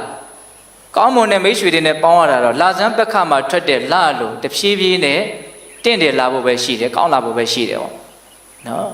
်အဲ့ဒီဥစ္စာကိုသူကာထာလေးနဲ့ရွတ်ပြီးတော့ပြောတာနော်ရာဇမင်းမြတ်တယ်ကာလဘက်ခေလာစုဘက်ခနဲ့စံတော်လတ်သည်နော်သူဝေနေတိုင်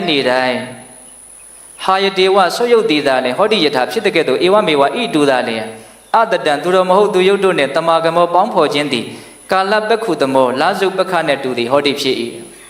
နော်လာပြီကျော်တရနေ့ကစပြီးတော့ထွက်လာတဲ့လာဟာနောက်ရက်ဒီမှာဘာဖြစ်သွားတော့တဖြည်းဖြည်းနဲ့ဆုတ်သွားတယ်အဲ့လိုပဲလူယုတ်မှာပေါင်းရတာအဲ့ဒီဥမာရှိတယ်လို့ပြောတာနော်ရာဇမင်းမြတ်တုတ်ကပက္ခေလာဇံပက္ခ၌စံတော်လသည်သူဝေနေတိုင်းဟောတတေဝပွားတည်တာလည်းဟောဒီယထာဖြစ်တဲ့ကဲ့သို့ဧဝမေဝဣတုတာလည်းတတံသူတော်ကောင်းတို့နဲ့တမာကမောပေါင်းဖော်ရခြင်းသည်တုတ်ကပက္ခုပမောလာဇံပက္ခနဲ့တူသည်ဟောဒီဖြစ်၏တဲ့ဒါသူရွတ်ဆိုတဲ့ဂါထာလေးရဲ့အဓိပ္ပာယ်ပေါ့ဟုတ်လားအဲ့လိုမျိုးတော့သူတော်ကောင်းတို့ရဲ့ကျေးဇူးသူယုံမာတို့ရဲ့အပြစ်ကိုသူအေးအေးဆေးဆေးပြောရတယ်အဲ့ဒါနဲ့ဦးဇင်းတို့သူ့ရဲ့တိုင်းပြည်ကိုရောက်တဲ့အခါကျတော့ပောရိတာရကိုမဟာသုဒ္ဓသောမမင်းကဆုံးမပြီးတော့တိုင်းပြည်ကိုပြန်ခေါ်လာတဲ့ဆိုတဲ့သတင်းကကြိုးပြီးတော့ရောက်နေပြီဆိုတော့တနိုင်ငံလုံးတိုင်းပြည်လုံးကစိတ်နာနေတာပေါ့နော်အဲ့တော့ဘာလုပ်ထားလဲဆိုတော့တိုင်းပြည်တကားကိုပိတ်ထားတယ်အဝင်မခံဘူးမိဖုရားကလည်းအဝင်မခံဘူးသားဖြစ်တဲ့လူကလည်းအဝင်မခံဘူးအစစ်သူကြီးဖြစ်တဲ့ကာလဟကလည်းအဝင်မခံဘူးအဲ့ဒီမှာဘုရားလောင်းကအကုန်လုံးကိုစုဝေးစီပြီးတော့တရားဟောရတယ်ဒါဟာတစ်ချိန်လုံးကမင်းတို့ရဲ့ကျေးဇူးရှင်ဖြစ်တဲ့မိဖုရားကိုအရင်စပြီးတော့တရားဟောတာပါပဲဟုတ်လား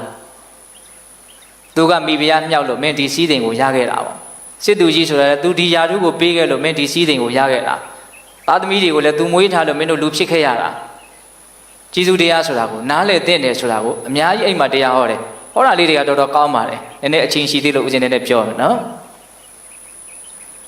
ဒီလောကကြီးမှာတဲ့မအောင်အပ်တဲ့မိဘကိုအောင်တဲ့မင်းဆိုတာမင်းလို့မဆိုနိုင်ဘူးတဲ့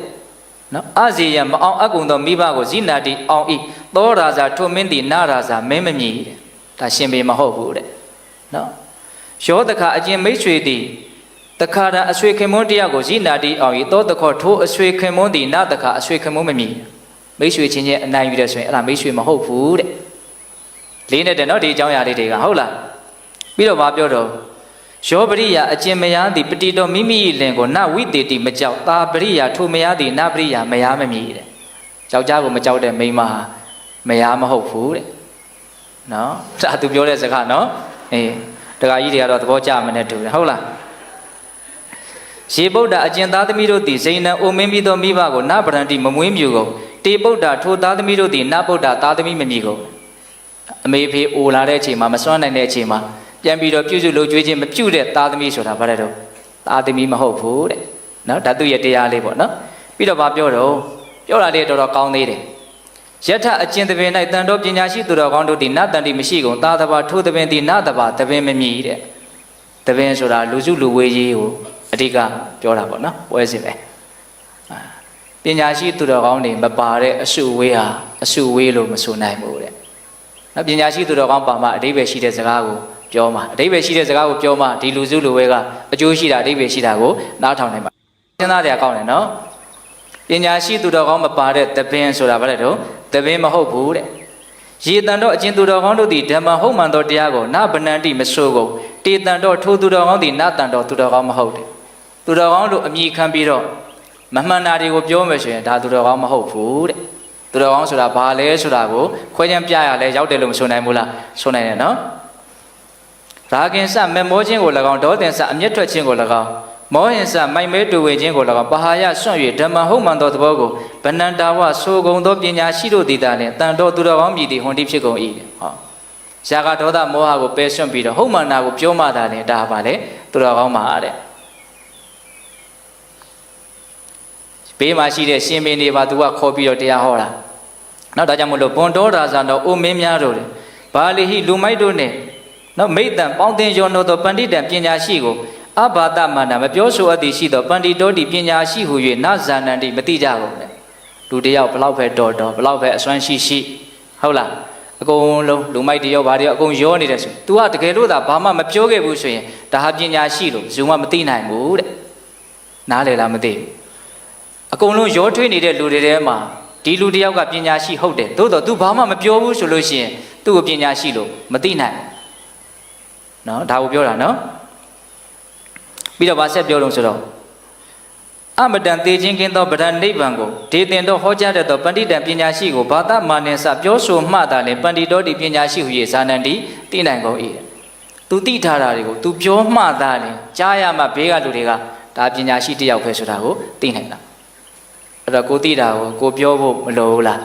နော်လောကကြီးမှာအချင်းချင်းဖြန့်ဝေပေးနိုင်အသိဉာဏ်ကိုဖြန့်ဝေပေးနိုင်တာကဒီနည်းပဲရှိတာနော်စာပေရေးသားတဲ့နည်းလည်းရှိတာပေါ့ဒါကပြောတဲ့အထက်အကျုံးဝင်တယ်လို့ဦးဇင်းထင်ပါတယ်ဟုတ်လားအဲ့ဒါပညာရှိဆိုတာအားလုံးထဲမှာရောနေတဲ့အချိန်မှာမပြောဘဲနဲ့တော့ပညာရှိလို့မသိနိုင်ဘူးပြောမှသာနဲ့ဒါကိုပညာရှိလို့သိနိုင်တာတဲ့တတ္တမထို့ကြောင့်ဓမ္မသဘောတရားကိုဘာသေးရေဆိုရ၏တဲ့တဘာဝကြတာတွေကိုပြောသင့်တယ်တဲ့သိထားတာကိုမြုံမထားသင့်ဘူးပေါ့နော်ကိုသားသမီးတွေလိမ္မာကြီးမှုရှိအောင်မိဘတွေကသိထားတာတွေကိုပြောသင့်တယ်ပြောတာကိုကြားတာနဲ့မကြားတာတူနိုင်မလားမတူနိုင်ဘူးနော်တတ္တမထို့ကြောင့်ဓမ္မသဘောတရားကိုဘာသေးရေဆိုရ၏ဇောတရေထွန်းပစေရ၏ကိုသိထားတဲ့မှန်ကန်တဲ့အသိဉာဏ်ပညာတွေကိုနော်ထွန်းလင်းသွားအောင်နော်အယောင်တောက်သွားအောင်ခေတ်စကားလေးနဲ့ပြောရလို့ရှိရင်အယောင်တင်ပေးသင့်တယ်ပေါ့နော်သူတော်ကောင်းတရားကိုပြောဆိုခြင်းအပြင်မလုပ်သင့်တော့အယောင်တင်ပေးသင့်တယ်ပေါ့ဇောတရေထွန်းပစေရ၏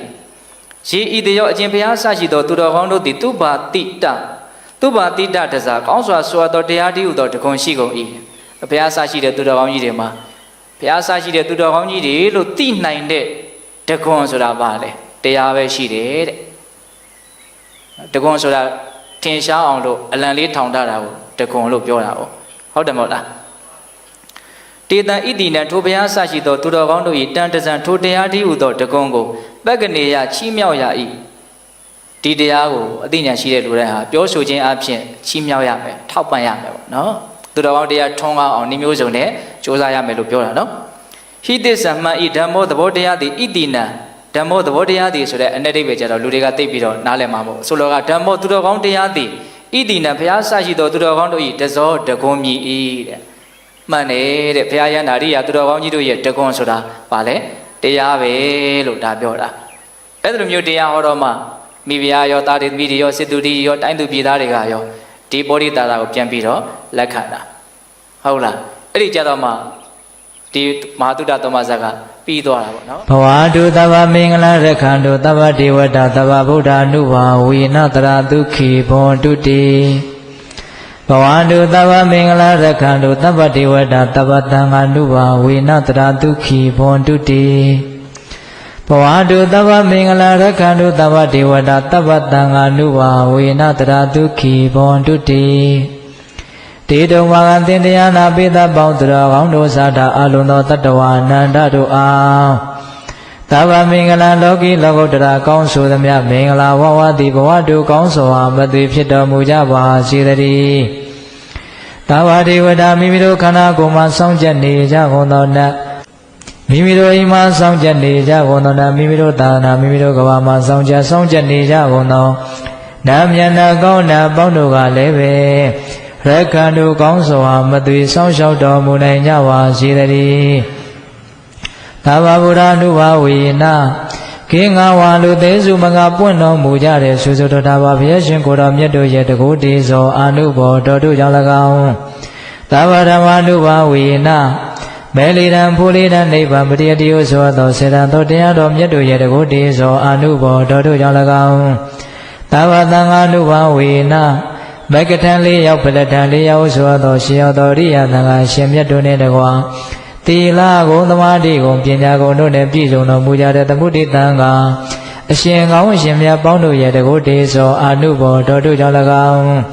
တရားနေရောညပါဘေခမဆိုင်ခြင်းရှိတိုင်းဒုက္ခိကိုယ်စိတ်နှပြချမ်းပါချမ်းသာခြင်းရှိကြကုန်သည်ဘဝတုကောင်းစွာမသွေဖြစ်တော်မူကြပါစေ